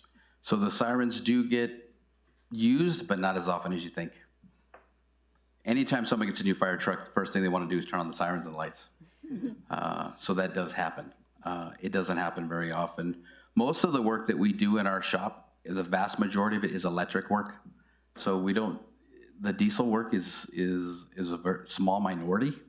Fire trucks are 90% electrical. So that's what we tend to do. A lot of our work is more electrical, but we do diesel work as well. We work on hydraulics. You know, that, I'm trying to go back to your question. Okay. Yeah. I guess one of the questions I have, and this is kind of a little bit with you, Maida, and the applicant at the same time. The 300-foot actually bifurcates that building. It kind of seems a little awkward, if not a little ridiculous. I mean, it would seem to me that the logical place would be to put it to the back edge of that building, because then otherwise I think it's just a logistical enforcement nightmare. Madam Chair and Commissioner Edward, I may have misspoke earlier. You are correct. And yes, it does pose some strange challenges for the property, and there are going to need to be changes potentially to use that property to the fullest extent in the future in any manner, based on the existing zoning and what is on that property. So that's correct. It does pose some challenges. Okay. Is that something that we would request a friendly amendment to in this approval? For conditions, potentially, what is your question? That it's, somehow it's different than 300 feet, that it's defined by the back edge of the building? That would require either a zone change or a special use permit application. So that would not be appropriate here. The request really is to use the C1 portion of the property. Okay. What are you going to do to show pride of ownership of this facility and make our community look a better place than it is now? Well, there is I mean, we've dealt with several contractors on beautifying the property, so we want it to be adorned. We're going to refinish the front, all new paneling around the building, the asphalt, the concrete. When you have heavy equipment in there, that soil seemed pretty loose back there. And to your point, it seemed like there was a lot of irrigation problems. That's got to be fixed first. That would be the number one. So if we purchase the property, the first thing that would happen is all these things have to happen first before we can even move into it. So we're talking several months before we could even consider. We're also remodeling the interior shop. The shop right now currently is just metal siding. There's no insulation. So we're going to insulate the interior for two reasons. One, so my mechanics don't freeze during the winter. And two, my neighbors don't have to hear the noise of the equipment going off. Okay. So trees, landscaping. I am a New Mexico dealer. I hold a dealer's license. I have to if I resell equipment, even though I don't have a bunch of equipment for people to see. But that's also one of the requirements of being a New Mexico dealer is you have to improve and beautify your area. So it requires a certain amount of trees, certain amount of landscaping. So that would be in the plans for this property. Okay. Because I think that's important, that it deals with noise, visual, and everything else. So I will say that I think it's mindful, I would say as the applicant, that you engage with the village concerning the streetscape plan that my fellow commissioners nicely pointed out. That, and you already see this where they've designed if you follow 4th Street, it's great this time of night. They got the lights out. That's beautiful. A lot of nice landscaping. But where you see is that the mouth of the curb cut has not been contemplated for the delivery truck. It hasn't been contemplated for other things where that business cannot operate by not stocking their shelves. And then the landscaping gets wiped out because a dually truck runs right over the curb and smashes all the landscaping. And then we have all these massive expenses as a community to pay for, when there wasn't a little forethought that 3 feet of extra concrete probably is gonna save us $100,000 over the course of 5 years. And so I just wanna make sure that those curb cuts are big enough to handle the turning radii of a commercial vehicle, for which other businesses, not his, that don't even deal in this type of truck with that type of a building are gonna have deliveries made. And I assume that those curb cuts have considered that?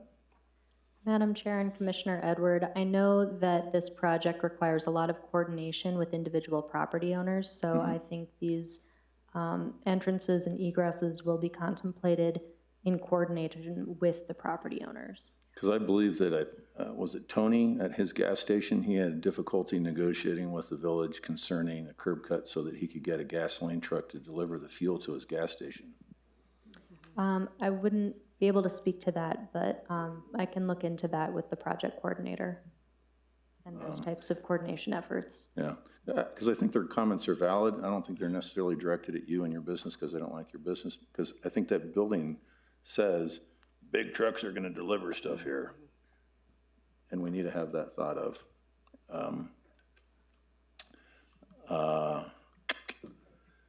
can't think of anything else. But nice landscaping would be great, and pride of ownership, and make it a place where it's fun to go and fun to be and live is important to me. It's important to us as well. All right. And the taco stand across the street is a bit, Don Choche's become got very great important to tacos, me. man. They have a special you can get over there. Anything else, Commissioner Edwards?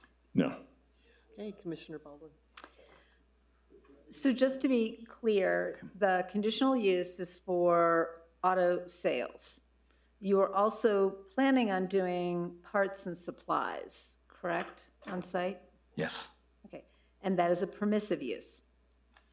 So it's important as we have our discussion, there are two pieces going on here. One is the parts and servicing, which by right is a C1 allowable use.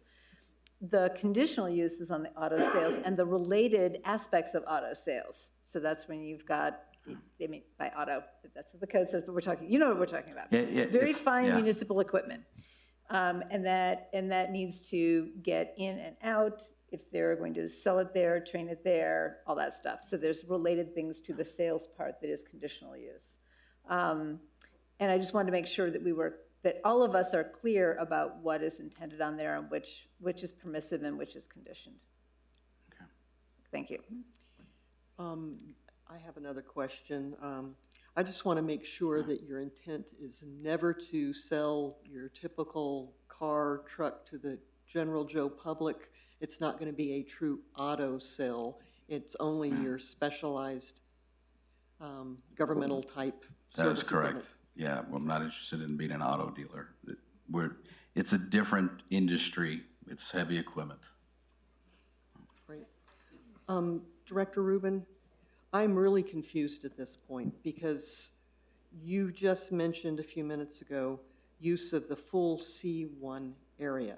And the full C1 goes all the way back, as far as I remember, to the property line for 7324 and a half.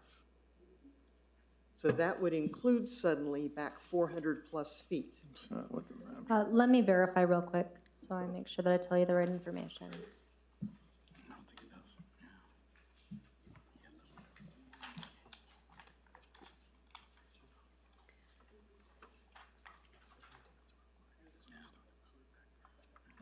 Sorry.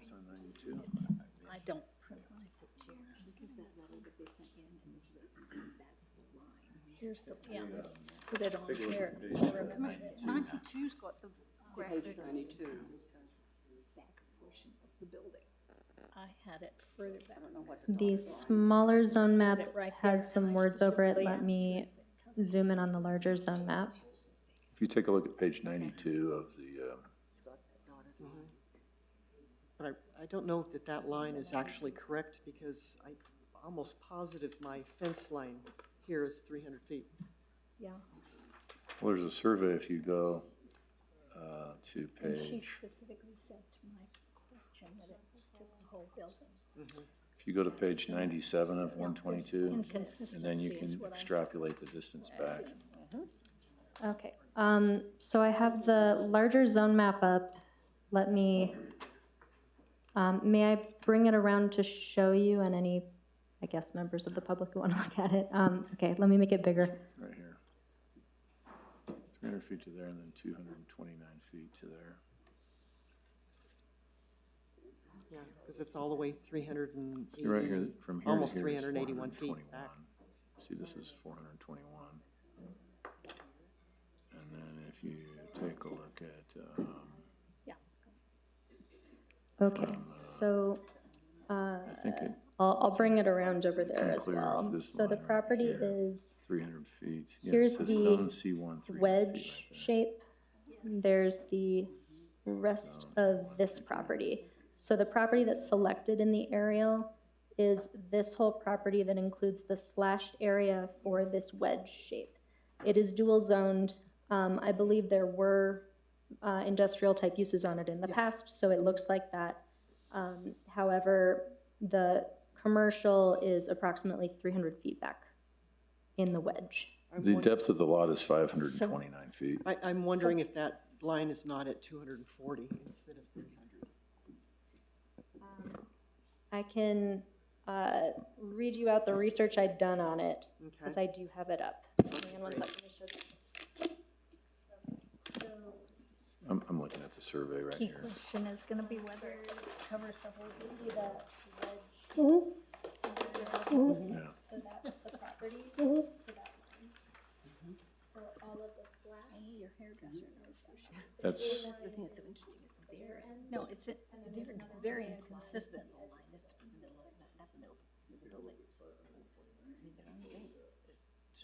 So we can have our business right up to there, then we have to allow on the door. Home office, just kind of silly, but I think they, my guess, just extrapolating is that they'll probably come back for variance. Okay, so because this property was annexed from the county, I did a lot of research on our best guess for all of these approvals.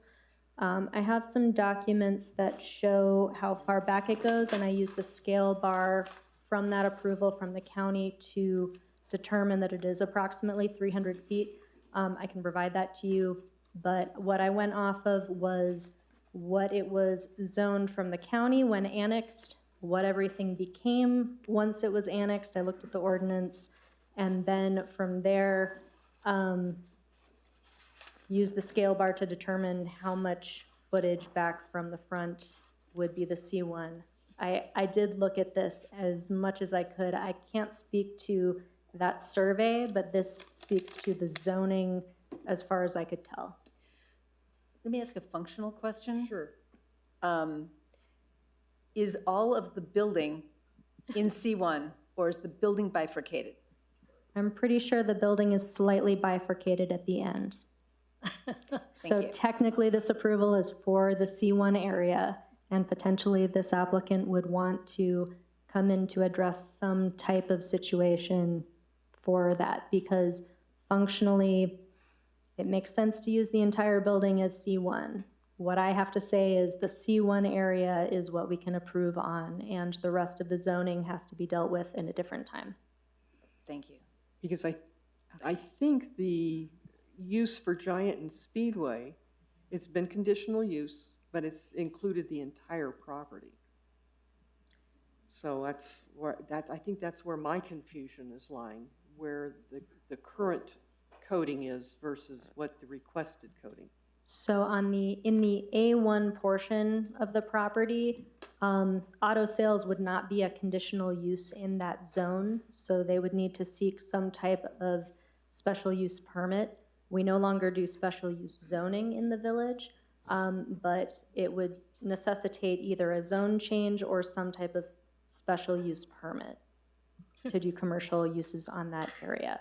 In my research, I was not able to uncover any evidence that the special use permit was continued after annexation, although that use may have continued. The permit, from what I can tell, is not something that's currently valid, and I've spoken to the owner about that. And please don't take it that we're criticizing or trying to bifurcate the building, and at least I'm not, in trying to limit your use. We're just trying to make sure we know what we're going to vote on, and two, try to eliminate any issues with neighbors in the future should our understanding be different than what was approved, so. Understood. And I do appreciate all the questions. This property and the one to the north have quite a history with the zoning that I've needed to uncover bit by bit in conjunction with Bernalillo County and their records.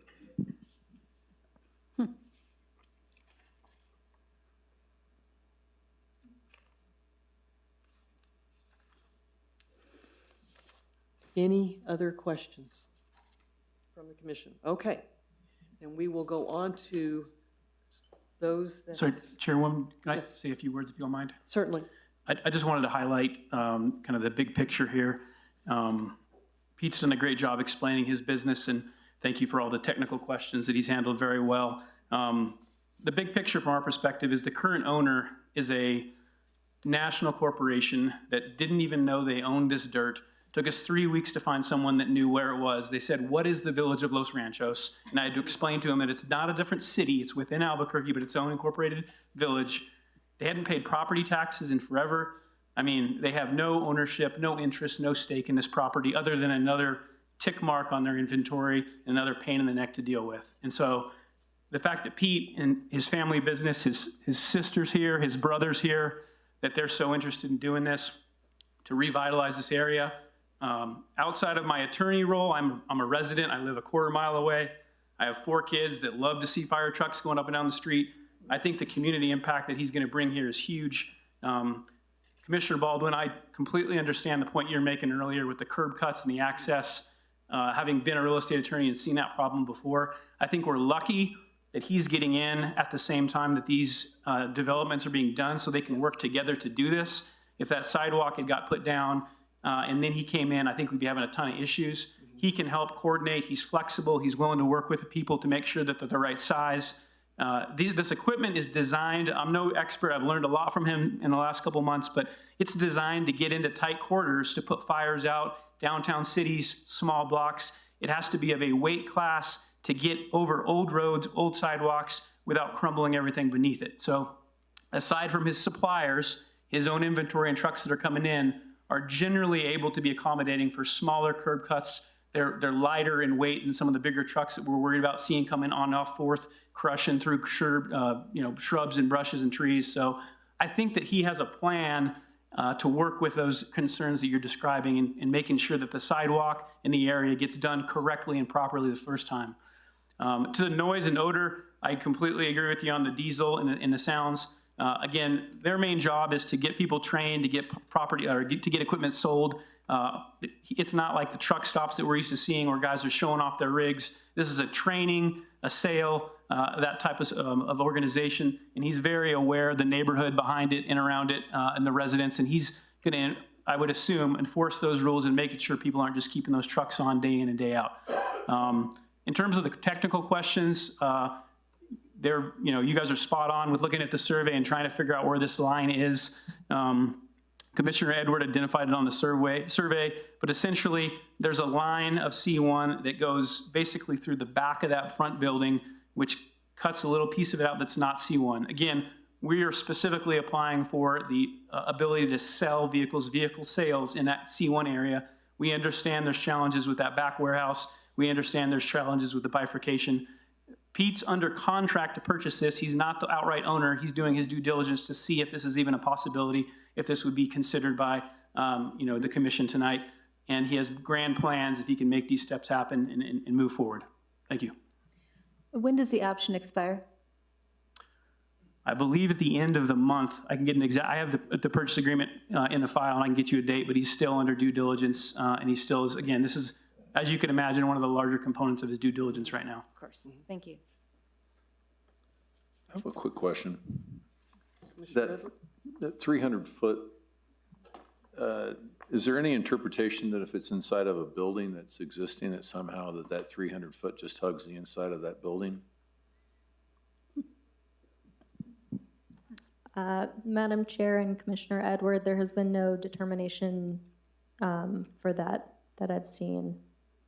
I think it has been used for commercial purposes, so I can't speak to how it's been used in the past, but I have to go with the zoning in front of me for now. Okay. And that's what I've been finding.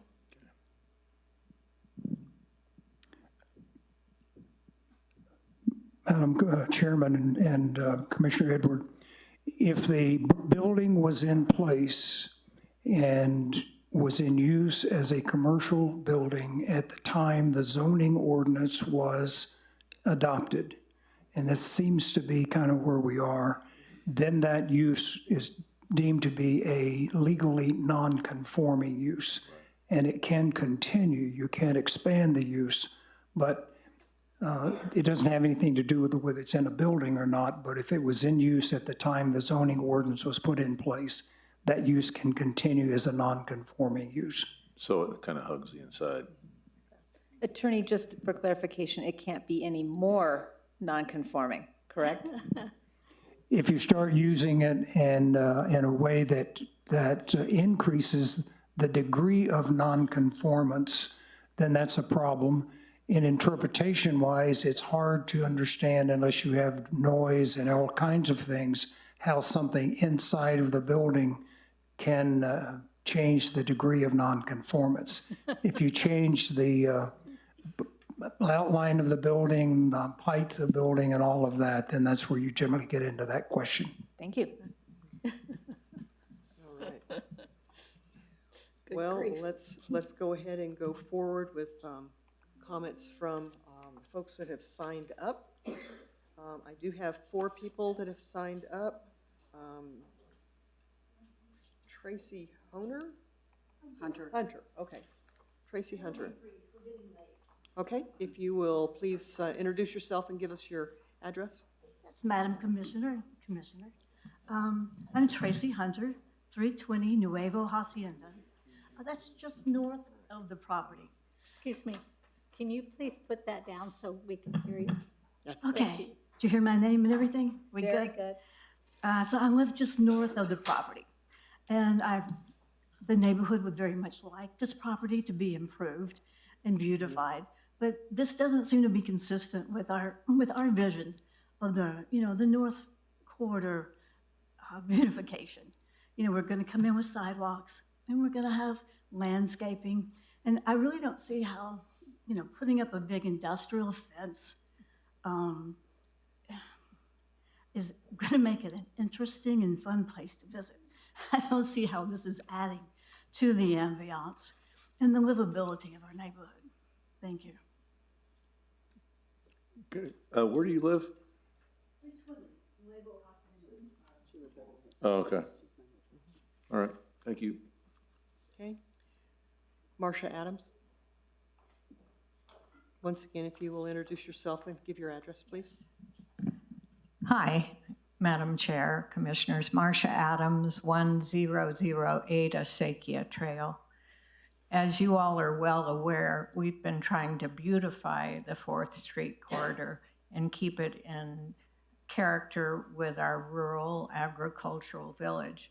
And while I applaud their economic development efforts to help the village, I don't feel that it belongs on 4th Street, and especially with our revitalization.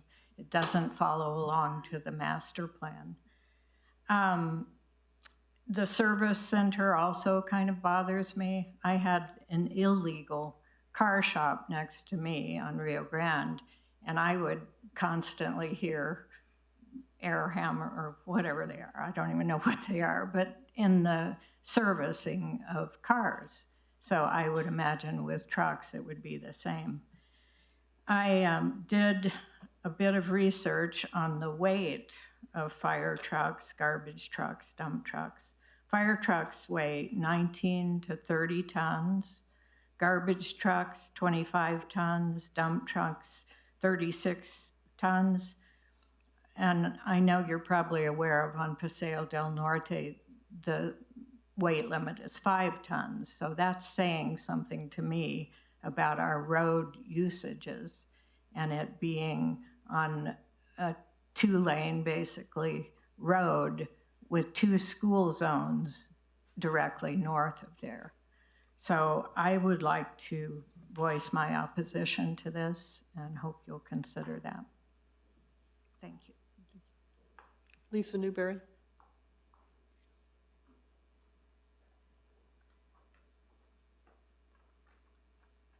Hello, my village people.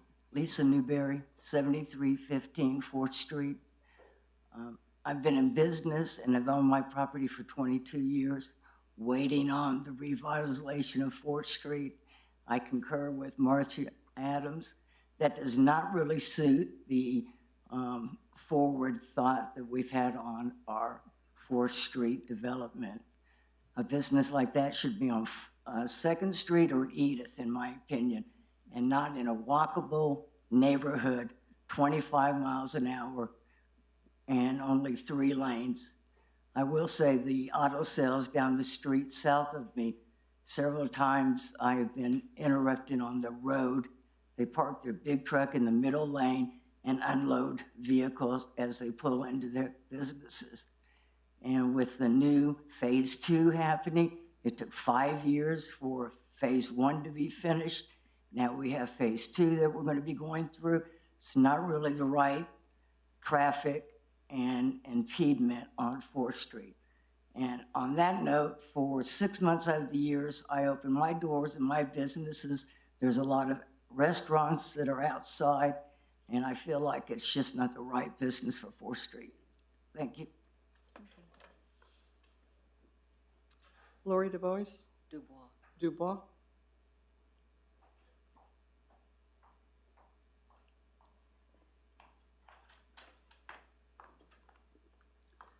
Lori Dubois, 332 Nuevo Hacienda Lane.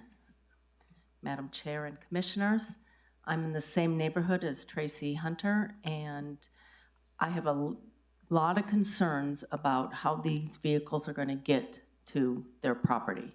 Going down 4th Street from I-40, heading over to Paseo, are you going to go down Ranchitos, Los Ranchos, the school zones that are there? The new traffic circle that we're going to have at El Pueblo, like how is all of this going to be handled? That is my biggest concern. Thank you.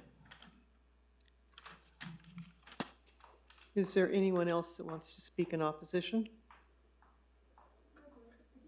If you will go to the podium, please introduce yourself and give your address.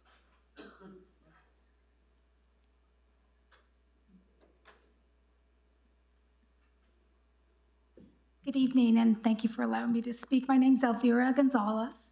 My address is 335 Nuevo Hacienda Lane in the village of Los Ranchos. And I am most concerned about the servicing part of this industry, in that we are already faced, our neighborhood especially, with noise pollution from the noise that we get off of Paseo del Norte, the noise that we have of airplanes flying overhead, and things that are really basically out of our control.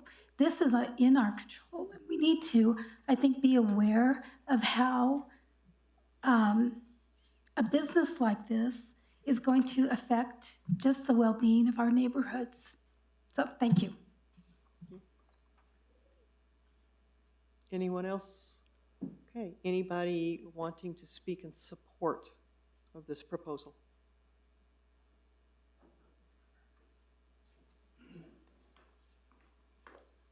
Provide your name and address, please. Yes, my name is Riley McKee. I'm a commercial real estate broker representing Pete. My office is located at 2424 Louisiana Boulevard. I would like to speak in support of this special use permit granting. A couple of things I wanted to highlight, and Pete, correct me if I'm wrong, you mentioned that you sold 82 pieces of equipment a year, roughly? So on average, that would be less than 2 per week. So that kind of gives you some idea of the scope of the operations that go onto this property. It's not a car lot where there's traffic in and out, day in and day out. And then also, Pete, I wanted to mention your business hours are from 8 to 5, Monday through Friday, is that correct? 7 to 5, Monday through Friday. So again, unlike a typical car lot, there's not a lot of traffic and activity on the weekends, and business activities are reduced to normal business hours. And I do want to speak to Pete and his siblings' character as business owners. They do what they say they're going to do.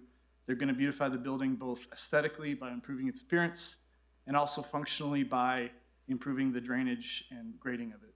So I would recommend you support this. Thank you. Anyone else wanting to speak in support? Okay, public input has been closed now. Is there further discussion among the commission? Madam Chair, yes, please. I have this written. I understand that this use is permissive, but I feel that the impact of this business will negatively affect neighboring properties and neighborhoods. With 4th Street being narrowed and sidewalks installed, the heavy equipment will be hard to navigate without damaging the new construction. This is not a site appropriate because of the adverse effects that can't be mitigated, i.e. the noise, the sirens. The property use does not reflect the village of the character of the village, the character of the village. Thank you. Any other comments or questions? Do you want to go first? Commissioner Edwards? Go ahead. Going for that last word, all right. There are a couple of things that make this super challenging. As I said, there's one use that is permissive, there's one use that is conditional. And they work together in their proposed business plan. Servicing, which is a part of auto parts and supplies, which is permissive, would still require large equipment to come to the facility to be serviced. So by setting aside sales, we wouldn't necessarily be setting aside impacts to the village. And again, we consider the code we have before us, and that piece of the code says that use can happen there. At the same time, we have master plan policies, and I don't disagree with the analysis of Director Rubin, and to me it's and there are conflicts that exist. It's that tension within the master plan.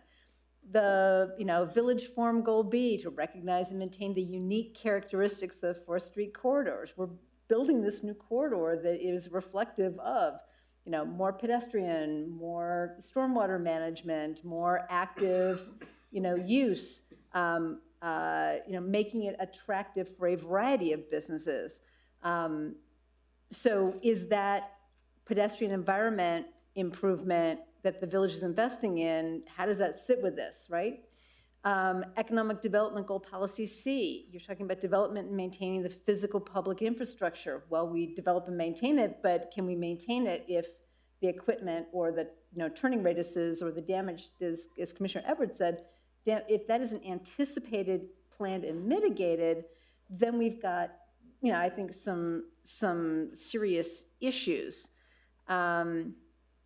Noise, dust, even with paving, Lord knows, we have dust, no matter how tight I shut my windows, there's dust everywhere. So those things exist. There are ways to mitigate some of that. You can say, you don't get to, do the siren, period. That's part of the condition of a conditional use. You can say, no idling of diesel engines. You can say, we're going to do screening up front along 4th so the pedestrian environment is more appealing. And then you potentially limit pedestrians knowing when vehicles are coming in and out, so you could have a visual that would be light sensitive as opposed to audible. If you're coming around a corner, there are garages and things where it beeps at you so you can hear really loudly. Well, there are also mechanisms that are light as opposed to sound, so that would be less impactful.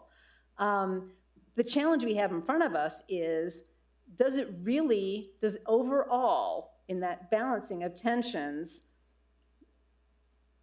does it tip to the side of denying the conditional use, recognizing the uses that are allowed, Or is it tipped to the side of allowing the conditional use with a stack of additional conditions than what are in the staff report? And, you know, I've got my list both directions, so I'm really eager to hear what others, I mean, I really appreciate your thoughts. So, others? I do hear what you're saying, and, you know, I'm looking at the permissible use farm equipment sales and service. Well, you know, when you're talking about farm equipment, you're talking about large trailers. You could be a large Columbine, you know, those things are enormous.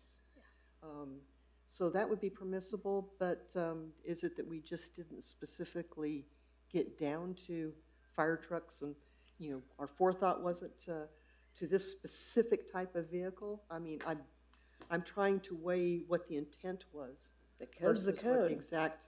Imperfect as it is, yeah. And is this trailing our attempt to approve, well, it's well underway as approval of the further 4th Street development? Perhaps these conditional uses are trailing and we've already gotten ahead of them.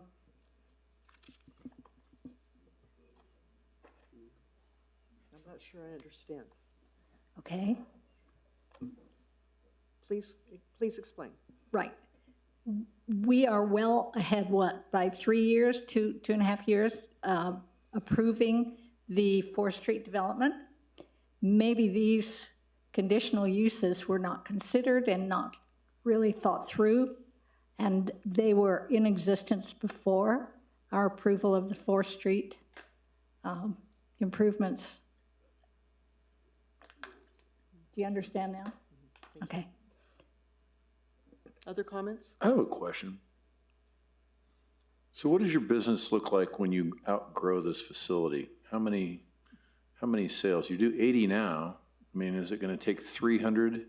And do you plan on having 300 sales? Are you going to have, you know, what is your business going to look like for this facility you're going to outgrow? And it's not going to be the quaint little business that it is today. Because that's really what if we're in the planning world, you know, we can plan for what you are currently doing now, which doesn't sound to be too obtrusive. But what do you hope to grow this business into? I would imagine if you're a business owner, you'd like to see 300 vehicle sales a year, and you'd like to service 5 times the number of vehicles. Is that a fair statement?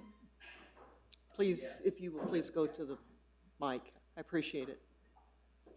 And let us, if you once again, just state your name so we know who's speaking on the recording. Pete Marquez, 411 Equipment. So you're correct, there is a growth plan. The growth isn't to expand the Los Ranchos area, there's to put other facilities in other areas of the state. So Farmington, Las Cruces, and even expansion opportunities in Colorado and Arizona. So this property is ideal for what we're doing here in the Albuquerque area. Any growth would go outside of here. Okay.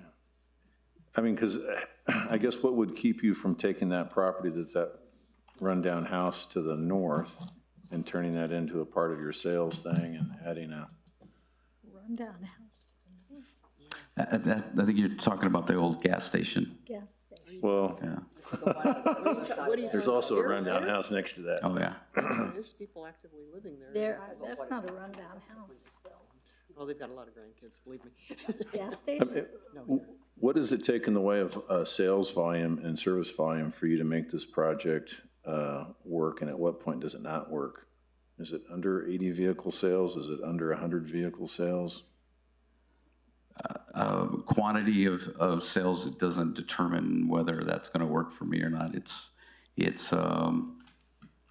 servicing of vehicles in the areas that we're growing into. So a lot of our majority of our sales and equipment happen within 100 miles of the Albuquerque metro area. Okay. So the growth plan to go to Farmington, Las Cruces is to service those areas. Okay. How is your business split? What would you say the percentage of your gross sales versus service? So service is probably 5 to 10% of our business. Okay, small. Sales is 90%. Thank you. Yeah. Thank you. Those are my questions. Next. How many vehicles come in to be serviced a week? On average? On average, I would say if we're looking at servicing vehicles, most of these vehicles are larger. They're larger repair items, so they usually, one vehicle will stay in the shop for multiple weeks. We're probably averaging about 3 to, well, I would say a little more than that, probably 6 to 12 units a week. Okay. So we could literally have 6 to 12 fire trucks, I'm just using that as an example, coming into your business every week to be serviced. Yes. Yeah. I have a question. Why did you pick this property? There's very limited commercial property in the Albuquerque metro area, period. Yeah, but there must be benefits that sold this property to you because it was a real hassle to trace ownership. Because of the amount of service space and office.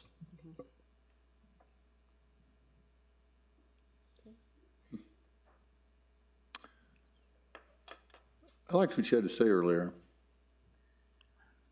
All of it? No, I don't know if everything's a black and white world. I mean, is there a way to make it fit under the guidelines of friendly conditions? I'd like to make a comment.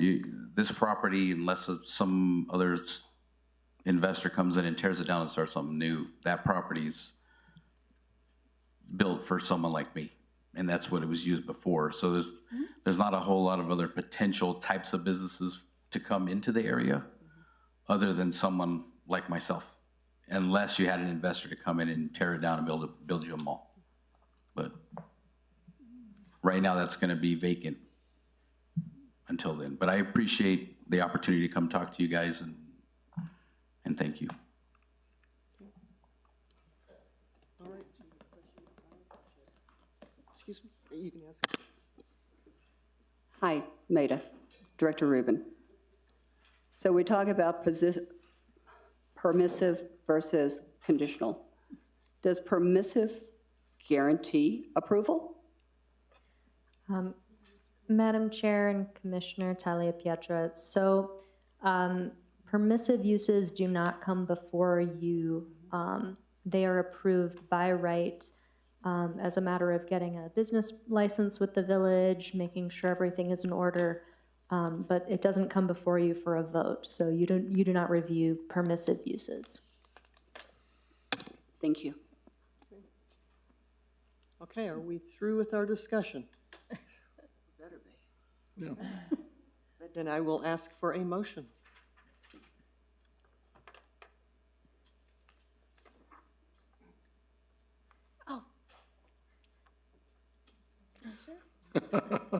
How you doing over there?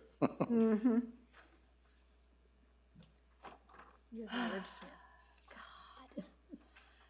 I mean, this is, before I get to emotion, I mean, this is truly one of these things where this is imperfect. We are talking about permissive uses versus conditional uses. We are talking about opportunities to navigate with planned improvements that are significant to the northern portion, and in and of themselves may be catalytic. And I do appreciate by the nature of improving a site and doing the types of conditions, it can be catalytic. This project can be catalytic. The 4th Street improvements can be catalytic. There might be something next week that comes into Maida that could be catalytic. So we can't definitively, I think, say this is not catalytic or this is catalytic. What I can say is that because we're talking about a bifurcated use and because we're talking about how do you mitigate intensity of impact to the 4th Street area, to the neighborhood, to meeting the terms, all of the terms as best we can of the master plan, I am really on the fence. I mean, I literally have a list going either direction of what motion to make. And I guess I'm hoping for a little more understanding of the perspectives, concerns, and considerations of my colleagues before I pick which one to move forward with. Pick one and move forward. That's very fair. I was listening to these nice ladies that came up here and spoke at the podium. I live in your neighborhood, I'm your neighbor, you know, I hear what you have to say. And I think that should be taken in the context of what's being said. I'm a big believer that landscaping is you can take the ugliest of building and you put up beautiful landscaping and it totally changes the whole nature of the circumstance. But it does more than that visual. It protects noise, visual pollution, all of these various things. And you look at that aerial photography there, man, and it is a desert of vegetation. There is no vegetation. There is no pride of ownership. They don't give a darn. They don't even know that they own the damn property. And a lot of the neighbors are treating their same properties the exact same way. I mean, there's a dirt lot here that runs from the front of 4th Street all the way to the back, and it's been nothing but dirt forever. And we're worried about dirt coming off of a paved parking lot.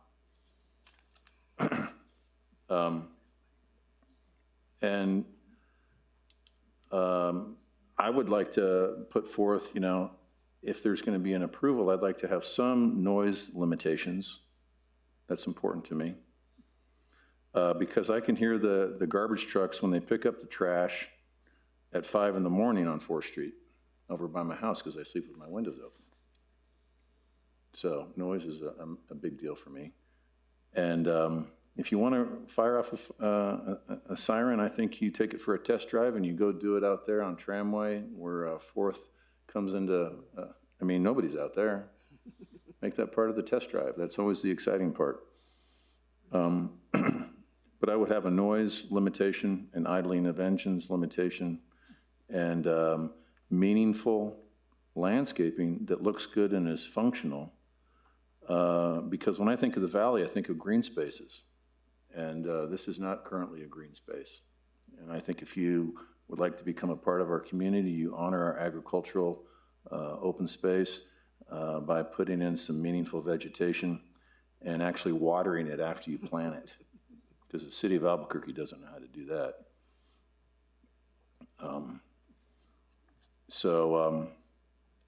I would like to put forth, if there is a proposal to approve, that I'd like to have some friendly amendments in there that specifically deal with noise, noxious odors, and meaningful landscaping.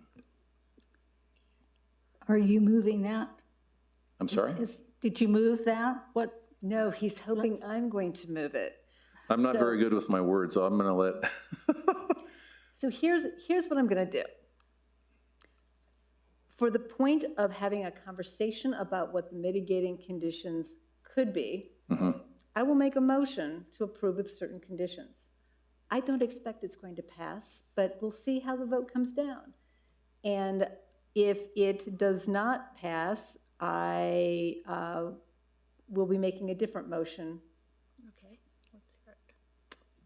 Okay. So, with that,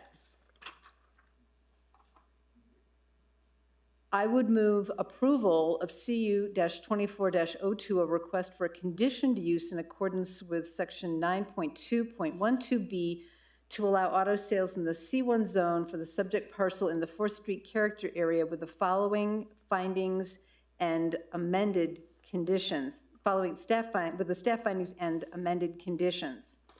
Those conditions are that this, number one, the conditional use request for auto sales is limited to municipal equipment in the C1 portion of the property.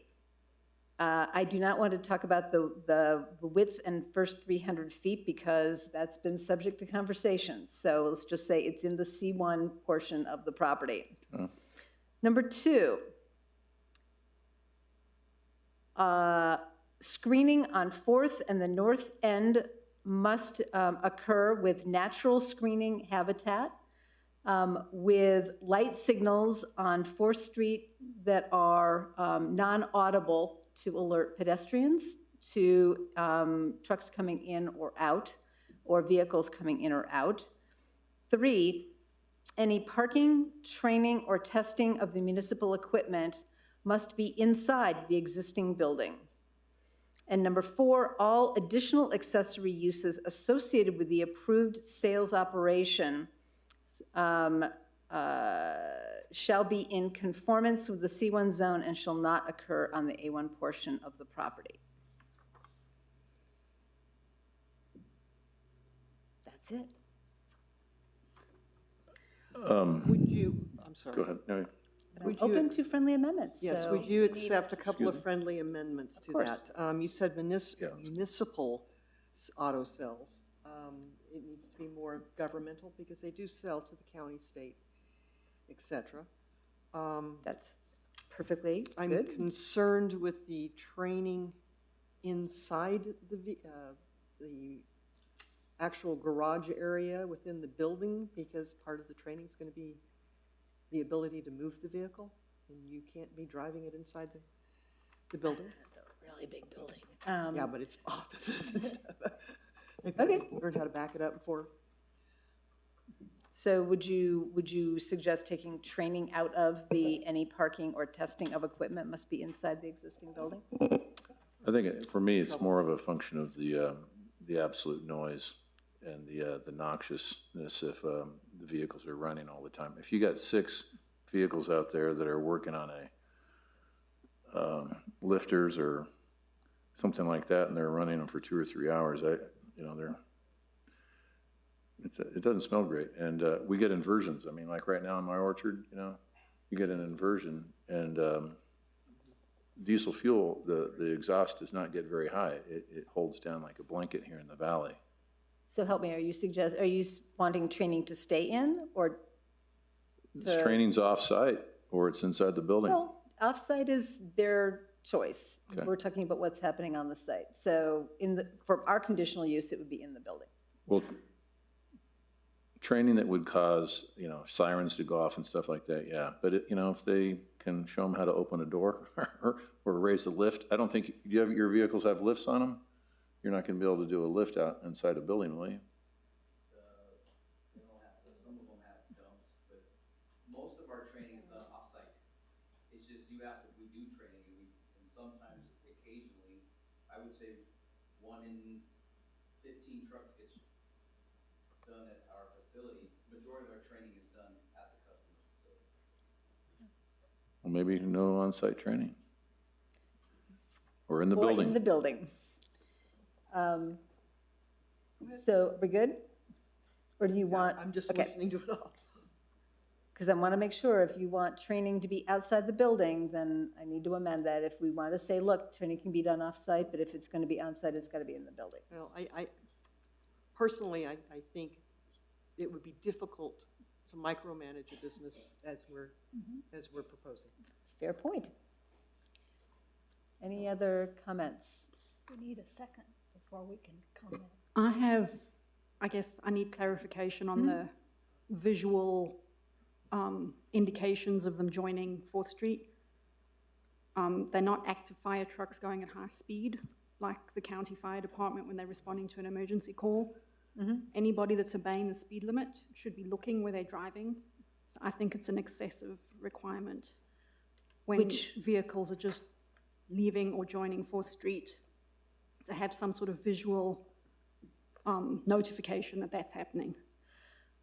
Okay, appreciated. I think my question is, if we're going to ask for screening, then my concern is that people wouldn't see the vehicles approaching the exit and there might be pedestrian vehicle conflict. There's legal requirements about how wide ingress and egress has to be to take care of that kind of thing, to make it safe in the nature of the design. Sure. All right, I'm happy to amend, just say screening on the north end with that and drop the light signal. Is that what you're suggesting? To maintain the screening on 4th and the north end, but drop the requirement of a light signal? Yes. Okay. And when you I'm good refer with to the that. north end, you're referring to the northern property line that's behind the AX propane? Yes. Yeah. That's at least as high as the truck itself. again, we've got code for screenings. We do. And we have to stick with it. We've got code on requirements and limitations on fencing, on noise. But I just don't want an ugly pro-panel fence that you see at a junk car lot down on South Broadway. I mean, it should be like trees and plants and bushes and. Sure. No, we don't. Thank you. You're smarter than me. So, that's the motion, revised and amended. Is there, if, oh God, no, you're making me repeat. Okay, fine. The first condition is that the conditional use request is for sales limited to, what did you say, what is the word you wanted to use? Governmental. Governmental equipment to the C1 portion of the property, period. 2, that there be screening on the 4th and north boundaries of the site. 3, that any parking, training, or testing of equipment must be inside the existing building, I will say, if done on site. And 4, all additional accessory uses associated with this auto sales operation shall be in conformance with the C1 zone and shall not occur on the A1 portion of the property. I have one other suggestion, that in light of Commissioner Edwards' concern, you make it live screening. Live screening. So, accepted. So I've got a concern with the screening on the 4th Street side. And if we're gonna screen on the north, we might as well screen on the south. I agree. And on the east as Seems well. reasonable. I mean, we've got. I mean, if you take a look at the O'Reilly Auto Parts place, man, the only landscaping they have there is by virtue of what we did on 4th Street. I mean, we're better than that. Okay, so does that mean folks are interested in screening on 4th, north, and south? Well, I'm questioning how can you do the screening on 4th, because that obstructs traffic and. Madam Chair, if you could speak a little closer to the. Oh, I'm sorry. Thank you. I'm concerned with screening on 4th itself, because how is that going to impede ingress and egress and clear line of sight coming from any of the adjoining properties, whether it's AX Propane, the 411, Kevin Randall Sterling that's on the other side, or any of us using the private access road. 100%, and that is why this is tricky, right? Because we're trying to create a safe, pleasant pedestrian environment with the millions of dollars we're putting into the 4th Street Phase 2. One of the ways you can help buffer equipment and movement and activity right next to a sidewalk is to create screening or buffering. You have to, I think, Commissioner Haywood's and your point, you have to create enough sightline access to limit, I mean, you wouldn't have the screening come all the way over into the drive lane or into the, what will be curb cuts for the appropriate turning radius. One of the ways you can maximize that screening and have a functional turn is to have a light signal, right? Not like stoplight, like a little flashing light that goes, hey, somebody's coming out. Now, we can decide that we don't want to have that be a condition, but part of what I'm really concerned about and what I heard loud and clear tonight is that pedestrian environment is the sidewalk at 4th, and if we do nothing at the 4th but have a chain link fence, that just seems unfortunate. Right, I don't think that's what's being proposed, unless I misunderstood. Well, he has to secure his vehicles, so there's going to be some way to secure the property. Could you come up, please? I'm sorry.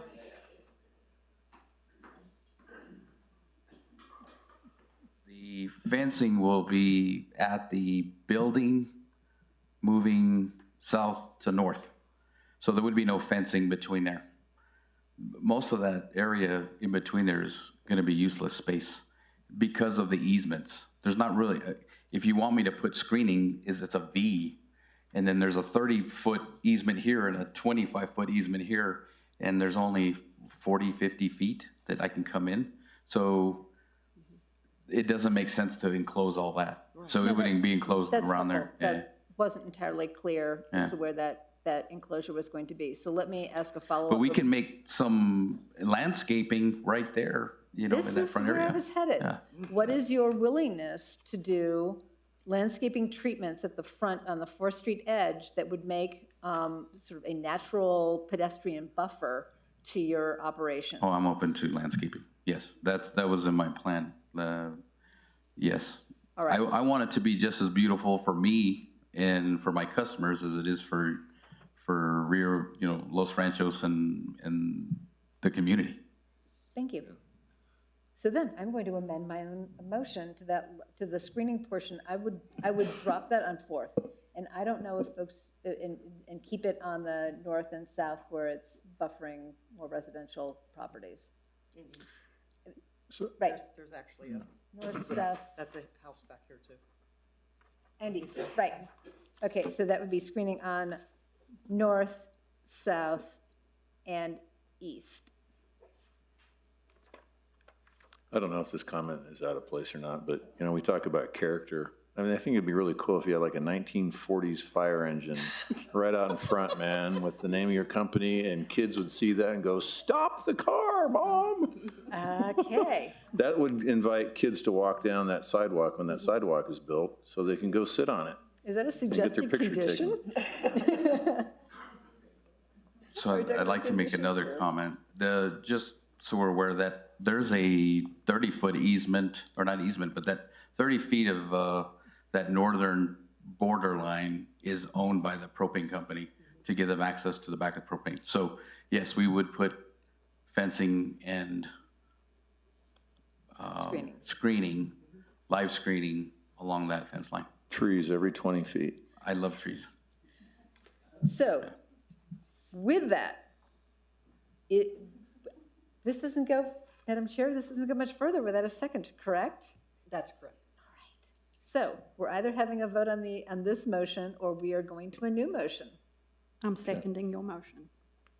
All right. Well, let her restate it. We've changed it so many times. Oh, you're killing me. I know. All right, one more time with feeling. This conditional use, the conditions are: 1, this conditional use request for auto sales is limited to governmental equipment in the C1 portion of the property, period. 2, live screening on the north, south, and east ends of the site. No, West is 4th, it's not west. West is 4th, east. West is 4th Street. and we're not doing 4th. This is north. I want to fourth. This is east and this is south. I'm getting to 4th in a second, so, North and south. right. And then they wanted east because there are, so the screening, live screening and fencing is on the north, south, and east ends of the site. All additional accessory uses associated with the approved auto sales operation shall be in conformance with the C1 zone and shall not occur in the A1 portion. And, Commissioner Haywood, 5, pedestrian-friendly landscaped environment on the 4th edge. Is there a second to that? Is there a second? Yes. I second that. Okay, it's been seconded by Commissioner Haywood. Okay. This is a roll call vote. Commissioner Barrow, No. Commissioner Edward, Yes. Commissioner Baldwin. Oh, God, I have to support my own thing, but we know where this is going, I think. Yes. No. Commissioner Haywood? Yes. I am really torn.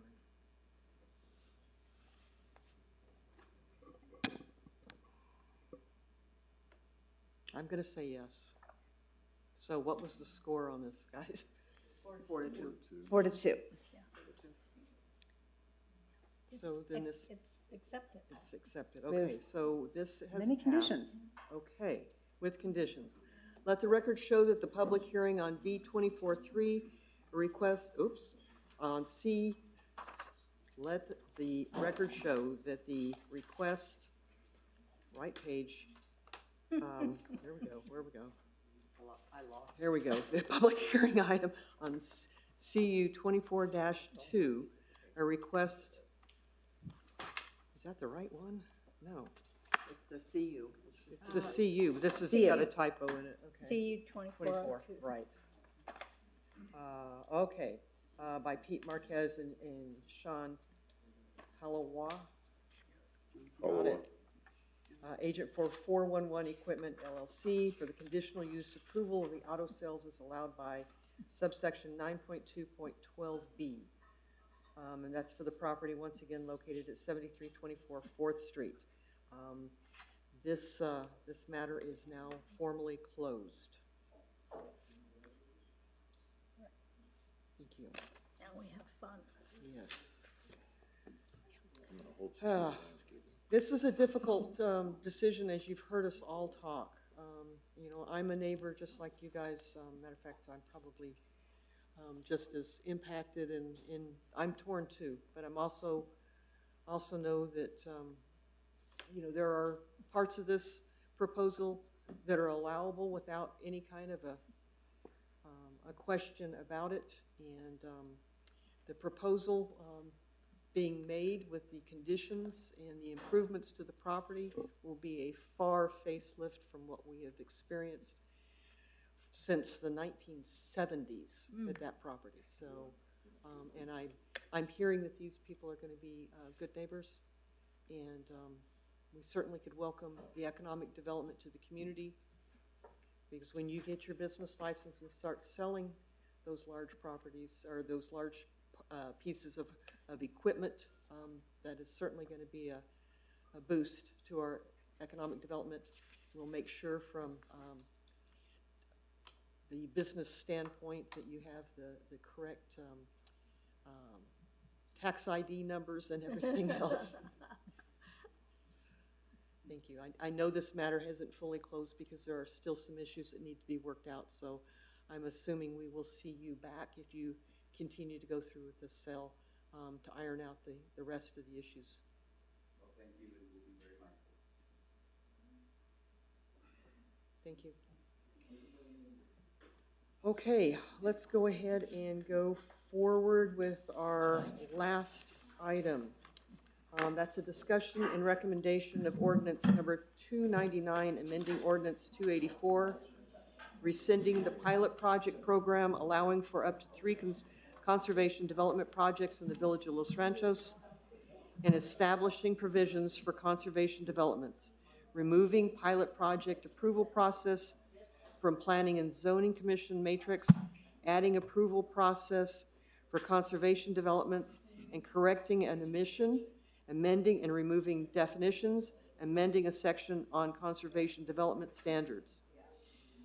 All right, just for clarification, this agenda item is a legislative matter, which is different in nature from the previous quasi-judicial proceedings this commission heard earlier tonight. The basic difference between the two categories, legislative hearing versus quasi-judicial hearing, is that legislative matters affect the village at large, while quasi-judicial hearings are decisions about rules, policies, and regulations pertaining to a site-specific request. Are there any questions from the Planning and Zoning Commission of this distinction? Okay. Everybody good? Okay. Okay, at this time, Director Rubin, can we have a report, please? Yes, you may, Madam Chair. Thank you very much. The item before you is proposed text amendments to Ordinance 284, Conservation Development Standards Permits, in the form of a new ordinance number 299. Forgive me, I'm going to do some reading. I will try to not put you to sleep too badly. I know it's getting late. So for some background, on March 9th, 2022, the Board of Trustees approved a pilot project program for conservation developments that would allow the village to test the small-scale implementation of certain land use concepts and further explore the concept of conservation development cluster housing without widespread adoption. thus allowing for revisions to the village code prior to village-wide adoption or not of a conservation development standard under Ordinance 284. Ordinance 284 was originally created in response to various conditions identified in the village in the 2035 master plan, including issues of affordability and the need for smaller homes to accommodate downsizing seniors and younger residents. As written, the ordinance creates the opportunity for smaller homes by allowing more residential units than would otherwise be allowed by a property's zone. It also responds to the need to preserve village character by preserving dedicated open space and not allowing a larger building footprint than would otherwise be allowed. Resident concerns about unintended consequences of the language of the ordinance included elements such as the lack of a cap on the number of dwelling units that could be created, which can lead to an increase of traffic and uncertainty about the potential density in village neighborhoods. These text amendments attempt to respond to this and other concerns by limiting the total number of dwelling units that could be developed in a conservation development, but still allowing a modest density bonus to incentivize the required conservation area set aside. In response to community input, on August 15th, 2022, the Board of Trustees passed Resolution 2022-08-02, imposing a moratorium on pilot project and conservation development standards permit applications. On September 8th, 2022, a public meeting was held to solicit public input pertaining to concerns about development governed by Ordinance 284, among other issues. The public called for more citizen participation and a re-examination of density regulations and related issues in these sections of the Village Code. The moratorium on pilot projects and conservation development standards permit applications was subsequently extended several times. The most recent of which expires on June 30th, 2024. During the moratorium period, staff was directed to work with a Citizens Advisory Committee, lovingly called the CAC, appointed by Mayor Lopez to propose amendments to Ordinance 284 that would address citizen concerns regarding the ordinance regulations. The CAC met approximately 20 times since March 2023 to work on proposed text amendments to Ordinance 284. Meeting notes and project updates were posted on the village website so the public could keep apprised of the discussions. Residents, developers, and other development experts attended various meetings and provided input. 4 public meetings were held, May 4th and November 15th, 2023, and 2 meetings on February 1st, 2024, to solicit public input and iteratively report back on the proposed changes. Based on the public input received, guidance from the CAC, and the planning best practices, staff respectfully brings forward Ordinance 299, amending Ordinance 284 for discussion and recommendation to the board. All right. Don't worry, there's more, hang on. It's a long one. So I'm going to very briefly go through the major policy highlights of the revisions, and then Sandy Geiser, our project consultant, is going to walk through the changes section by section. Please note that some sections will be changing titles and numbering, lettering due to the proposed changes. I have also provided the commissioners with a printed red line version of the changes, which is available on the village website. Okay, so very briefly, the proposed policy changes to the ordinance. The first proposal and largest is to remove pilot program throughout the ordinance, including the definitions section. So this is because through discussions with residents, what we gleaned was that certain areas of the village felt targeted for a test of this development that would have impacts that were long-term. And the pilot program testing for a long-term concept that would have lasting impacts was received very negatively. 2, conservation development subdivisions would be allowed under this revision in A1, A2, A3, R2, and R3 zones in any character area. So this is a change from, I believe it's the Guadalupe Trail character area and the 4th Street character area where it was originally approved for. And this was because residents told us that this could be appropriate village-wide on various sites. 3, conservation development standards will follow the major subdivision process, requiring a site development plan and major subdivision. This is a little different than previously because the existing ordinance has a requirement with the pilot project in conjunction with that to get approved by the Board of Trustees first and to have a conservation development standards permit that gets approved also throughout the process. So this brings it back into alignment with the typical process for any major subdivision, which requires a site development plan. And then it would require, the site development plan and major subdivision do require recommendation by the Planning Commission and final approval by the Board of Trustees, just for your information. For the conservation area revisions, the conservation area definition has changed slightly. It is any areas within a proposed conservation subdivision to be designated as conservation area must be site appropriate and promote the history and culture of the village and historic permeable land uses. This includes elements such as small-scale agriculture, habitat, animal husbandry, maintenance of culturally significant historic sites or structures, preservation and use of acequias, preservation of scenic aspects of the parcel and views, small-scale horse activities, or similar uses of land in furtherance of the village master plan.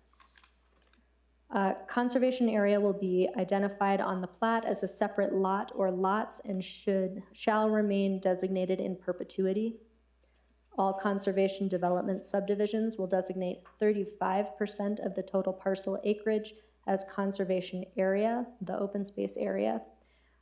This is a departure from the current ordinance in that currently, I believe it starts at 30% and is a sliding scale up with 5% increments yielding more developable footprint as a trade-off. Implementing this has been a little challenging. We think this will be clearer and provide a clearer process for staff and the applicants, and is an appropriate set aside.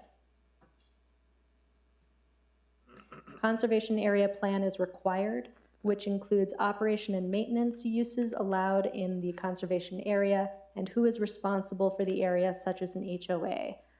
So currently there is not a requirement of a maintenance plan, and the Citizens Advisory Committee felt strongly that we needed to make sure that not only is it open in perpetuity, but maintained. Allowed uses include agriculture, habitat, pedestrian and equestrian trails, preservation of existing natural landscapes and features such as cottonwood trees, native vegetation, and existing grades and slopes is encouraged. Parks are an allowable use of the conservation area in the R zones. This is because in the A zones, the larger lots, the group did not feel it appropriate to have large manicured and watered areas for recreational use like a park. However, on the smaller lots, this could be appropriate as a pocket park type of open space, and that would be more site appropriate. Prohibited uses include paved sports courts, golf driving ranges, and impervious surfaces. Existing or new structures are allowed for the purpose of maintaining the conservation area or for support of uses in the conservation area plan. Encourage the preservation of historic structures. Ditch rights shall not be severed as part of the conservation subdivision. And then there's a new way to calculate the allowed density and how many lots and how many units will be allowed in the conservation area. Sandy will go through these steps with a visual example, I promise.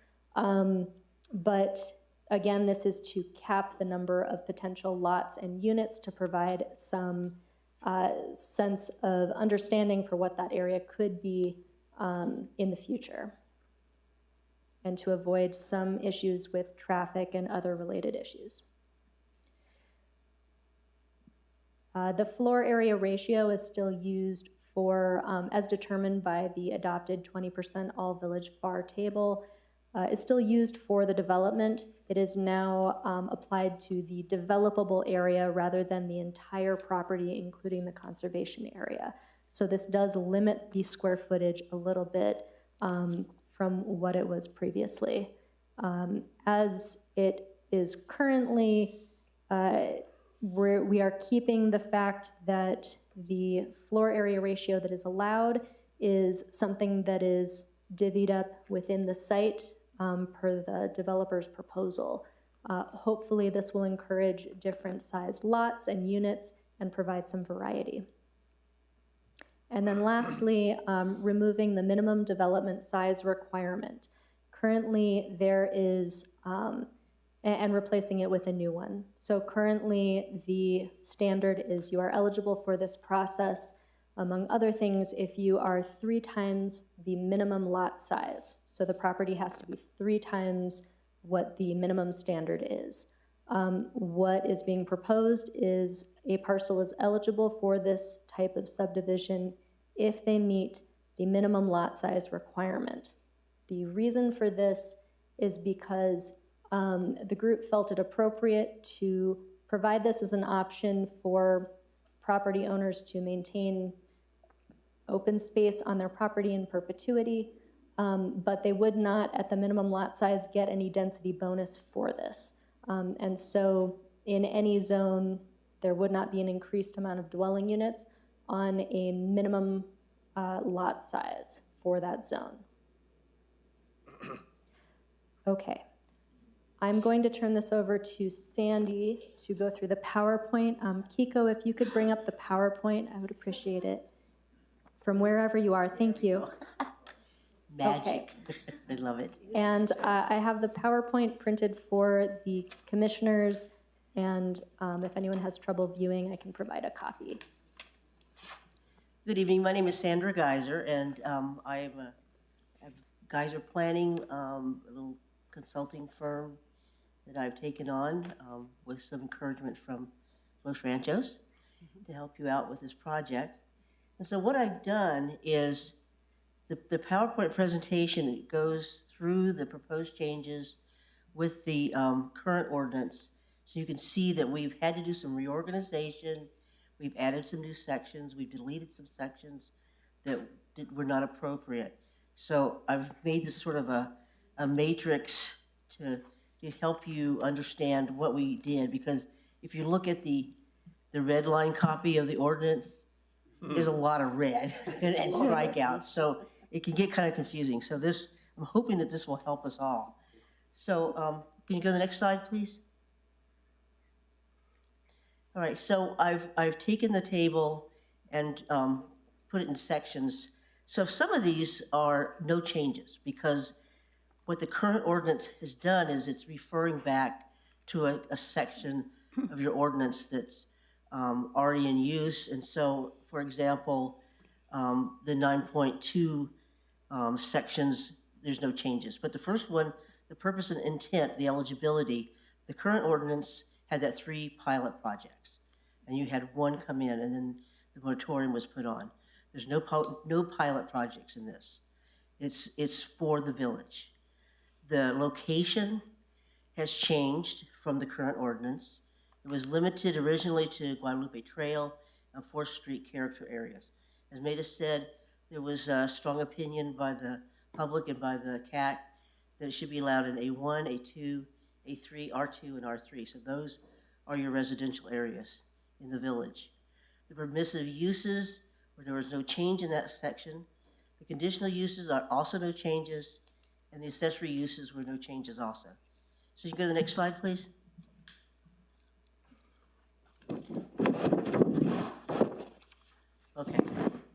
Now we're starting to get complicated. So originally, there was that what they call thrice the minimum size.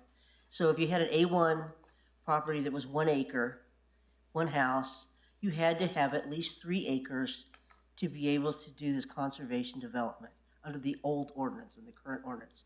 So what we've done is we removed that, so parcels of any size are eligible.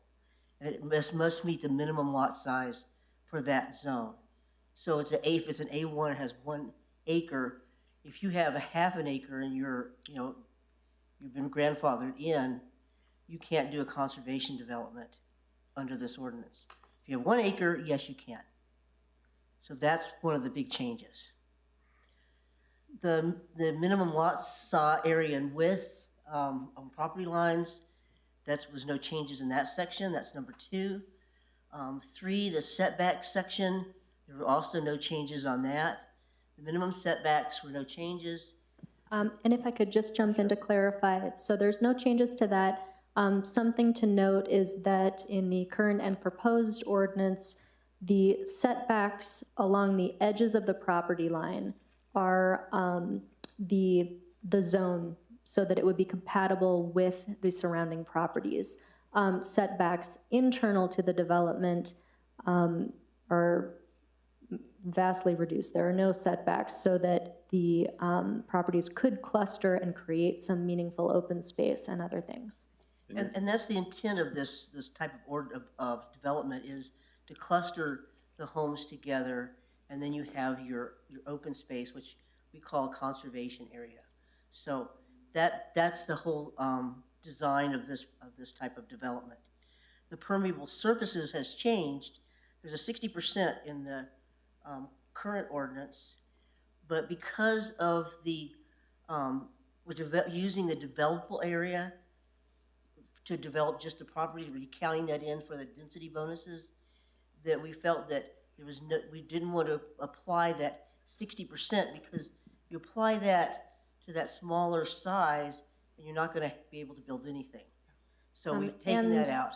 And in addition, there are very finite or defined amounts of square footage that you get under this development and type, and also the lot sizes. So everything is so defined that we felt that we wouldn't be able to meet this requirement, but it would still be applicable to, compatible with the requirement overall, even if we couldn't do the math for that.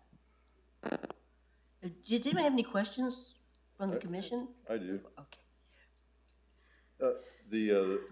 The setbacks don't apply to those units that are brand new built within the development. And you may be speaking into the mic enough, but if you Oh, I'm so sorry, so sorry.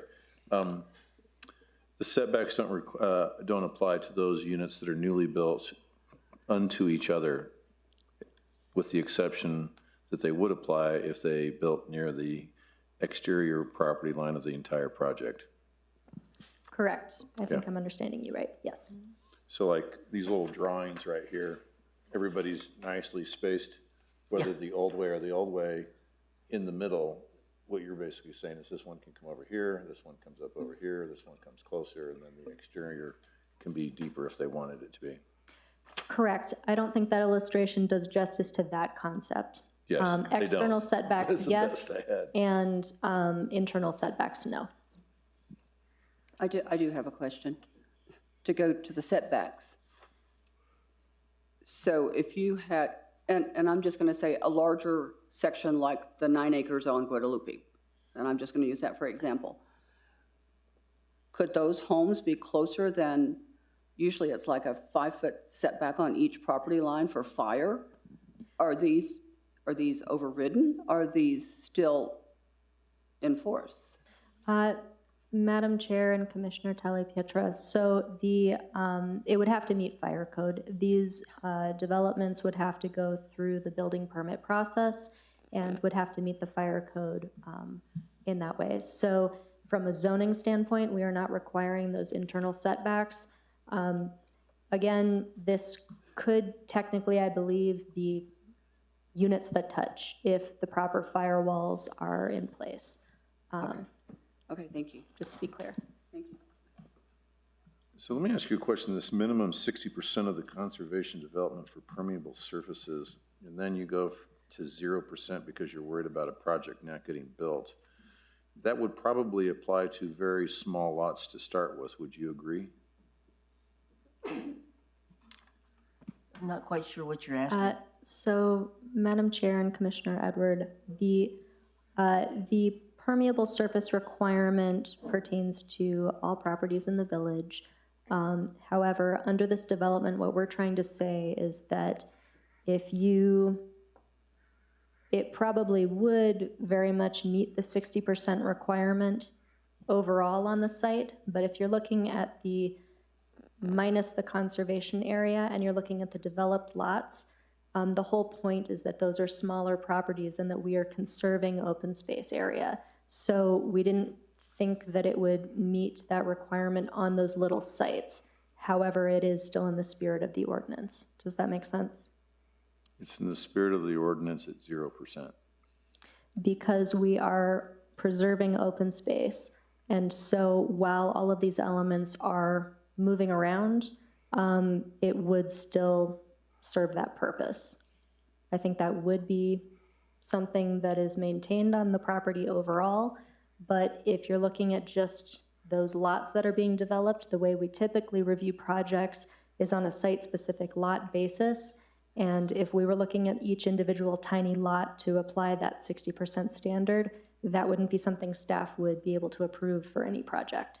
So what we're saying is that overall, I think it would meet the 60% requirement, but in terms of staff approving developments on each individual lot, that's not a requirement that would really be relevant.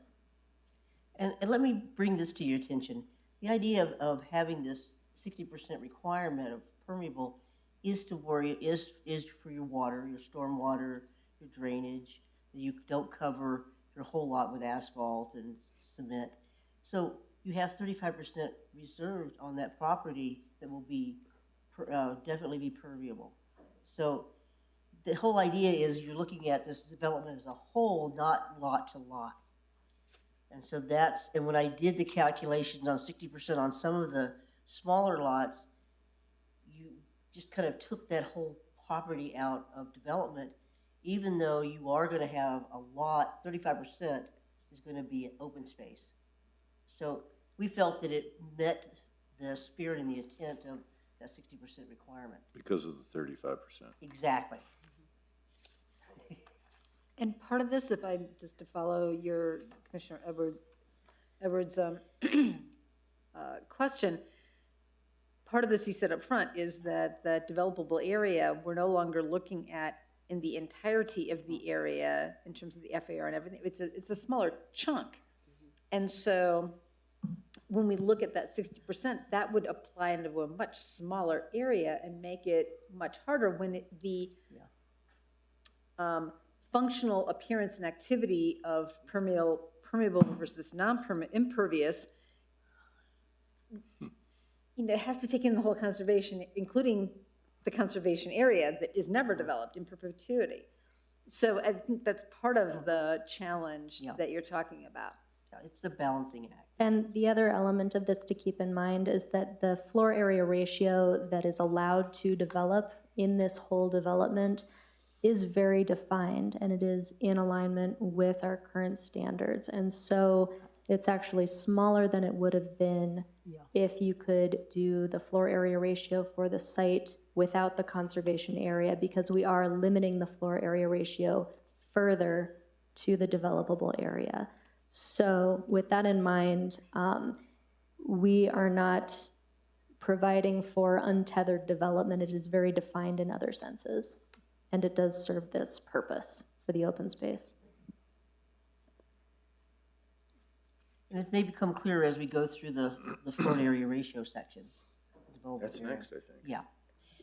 I'll continue if you'd like. Please, yes. Okay. So the current ordinance, the F, section F, is now a new section that we've titled developable area. We want to be very clear. There's two big components of this type of development: the developable area and the conservation area. So we've put those into two different sections, so we're very clear about that. The current ordinance relied heavily on that 20% all village FAR table. And there was not really a cap per se on how many homes you could have, the density. And I think that was one of the issues that the community had, was you couldn't look at a 5-acre lot and say, this is how many homes are going to be built under this new type of development. It was, until you got in and started doing the calculations, you didn't really know. So we've tried to narrow that down and make it more specific so that you can actually look at this. And so the developable area is now the new F, and there's steps to get to how many lots you're going to have and by the Florida area ratio. So the first step is your base density. The base density is determined by the zoning on the property. For A1, your density is 1 house per acre. That's your density. So that would be your base density. The second one is the developable area density. So that's the developable area, divide the developable area square footage of the minimum lot size required by the property zone. So the developable area gives you the square footage of where you're going to put your homes, basically. So then you take that. This is kind of complicated, but this is less complicated than the current ordinance. Yes. So then you have the density bonus. And so this is where it really gets interesting, because you take that developable area. Before the current ordinance, it took the whole property. It took your whole 5 acres, and that's how you got your density. That kind of puts you in where your density bonus is going to work. In this area, we've taken out the conservation area. 35% is taken out of that. So to get the density bonus, you will multiply the developable area density by the 0.5. So that's our ratio, our multiplier. And then you round that number down if less than 0.5 and up if more than 5. So you have a cutoff. So if you do your density, your calculations, and you have 0.33, you're not going to get an extra home. So you'll have whatever you started with.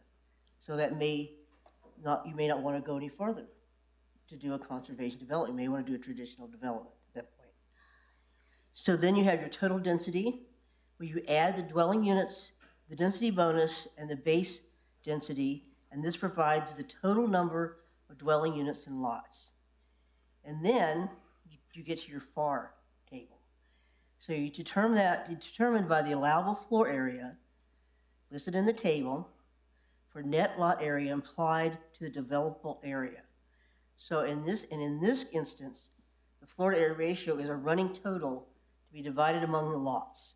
And as Maida said, this is to encourage variation in lots. You can have a larger lot, larger house, a smaller house, smaller lot. And you would use that whole developable area to figure out how you want to develop it, what types of homes you want to put on there. Can I read this sentence to you? Yeah.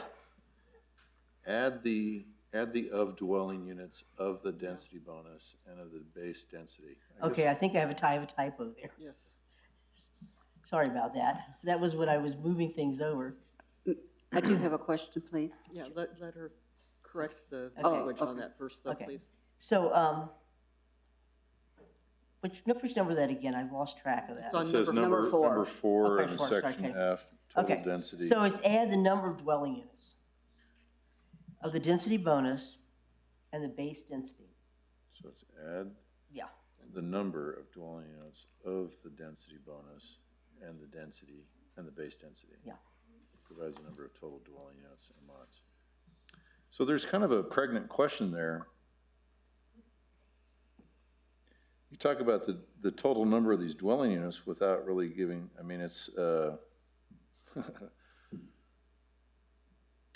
it's kind of a circular problem, because the question is how big is each of these dwelling units?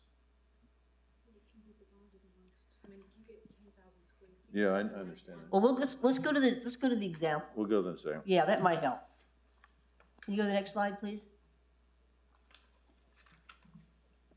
Okay.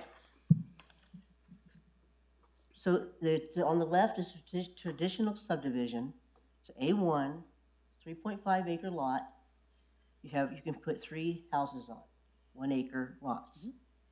Your Florida area ratio would be 8,600 square feet buildable area. So that's where you would build your home with the 60% pervious surface. You know, you have other regulations that you would apply to that, and Rita can expand on that if we need to. But so a conservation subdivision, you would have 1.2 acres of conservation area, and then you have 4 dwelling units, so you get 1 bonus, and your buildable area is 4,800 square foot, so it's been reduced, and you have that 35% conservation area. Does that help? I have a question. Do you still have one, John? No, go ahead. Go on, you go on. Okay. You go for it. One of the things I do is insurance, and there's something called an annotated policy. And I read through what the red line that you guys have. I don't know if this is possible, but honestly, I think that there should be meaningful annotated policy wording where you actually show 2 or 3 examples, not just in the visual sense, but actually the equations that are being done.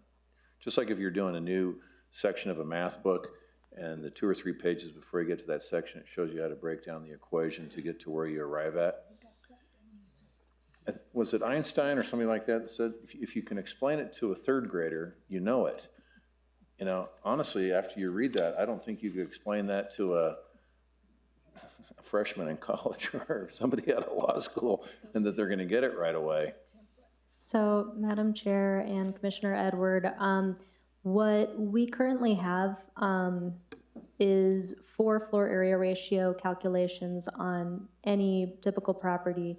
We have a worksheet and some examples to work through it for applicants. What I would love to propose is not within the ordinance necessarily, but some kind of internal policy document or in the application itself, have a visual with the steps and walk through it in a very similar manner so that it's really easy to follow all of these steps with an example, just like we have for other types of development. So I really like that point. Yes. Yeah, application makes tons of sense. Go ahead. Sandy, I do have a quick question. So we're looking at the conservation subdivision here. So what if somebody comes in on one of these lots and builds an extremely large house and takes all the square footage from these other houses? May not discuss that. Because that's what happened in my neighborhood. So basically, this would be proposed all in one go by one developer. They don't necessarily have to tell us exactly the square footage of each lot, but it behooves them to make their development sell to make sure that everyone has an appropriate amount of square footage as they come in. We didn't want to limit the person developing to having to, in detail, either build all the homes themselves all at once or to be limited in that, but staff keeps a tally. The developer should be making sure that every lot is able to be built on in a manner that's kind of pre-planned to avoid those issues. So that's what we are proposing. Thank you. Kind of to maintain some flexibility.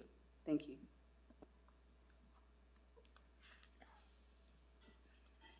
Did you have any other questions on this graphic or on the calculations? I do have a quick question, going back to the graphic before, and this is just a hypothetical question. How would the Chavez Guadalupe project, size-wise, number of houses be different under this? Okay, I have my spreadsheet that I've been living with. A 9-acre parcel, zoned A1, would they would be allowed nine homes because they're one lot, one house per lot. So that would be their base density, nine houses. Under this scenario, with a 35% conservation area they would be allowed 12. Okay, thank you. Which would be a lot more palatable. 3.1 acres of conservation area. 3.1 acres. Would have been a lot more palatable. Thank you. Well, and that's why we took this approach, was to be able to give some assurances to the community that there's a cap on the density based on the zoning and based on the size of the parcel. It's relatively wide, so. Any other questions on this?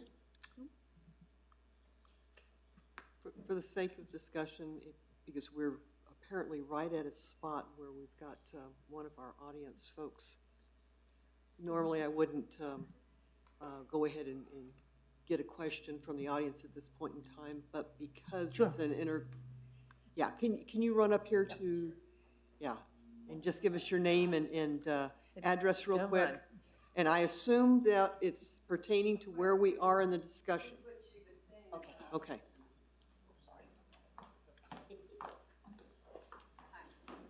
Hi, everybody. Marcia Smiley, 623 El Paraiso Road, Northwest. Sandra? Yes, yes. Okay. When you said that Guadalupe Chavez, when you said 9 acres and with the new car and all of that, there is already one house and 4 casitas there, and that seems to be forgotten. So he could only, under the new one, build maybe 7 houses. And that was what I was raising my hand for. Okay. Not a total of 12. Of additional, you're saying, Right. in total? Right. Yeah, because there's already one house and 4 casitas there. The floor area ratio is a running total that would include any existing development, correct? Great, thank you. Continue if you would, please, Sandra. Thank you.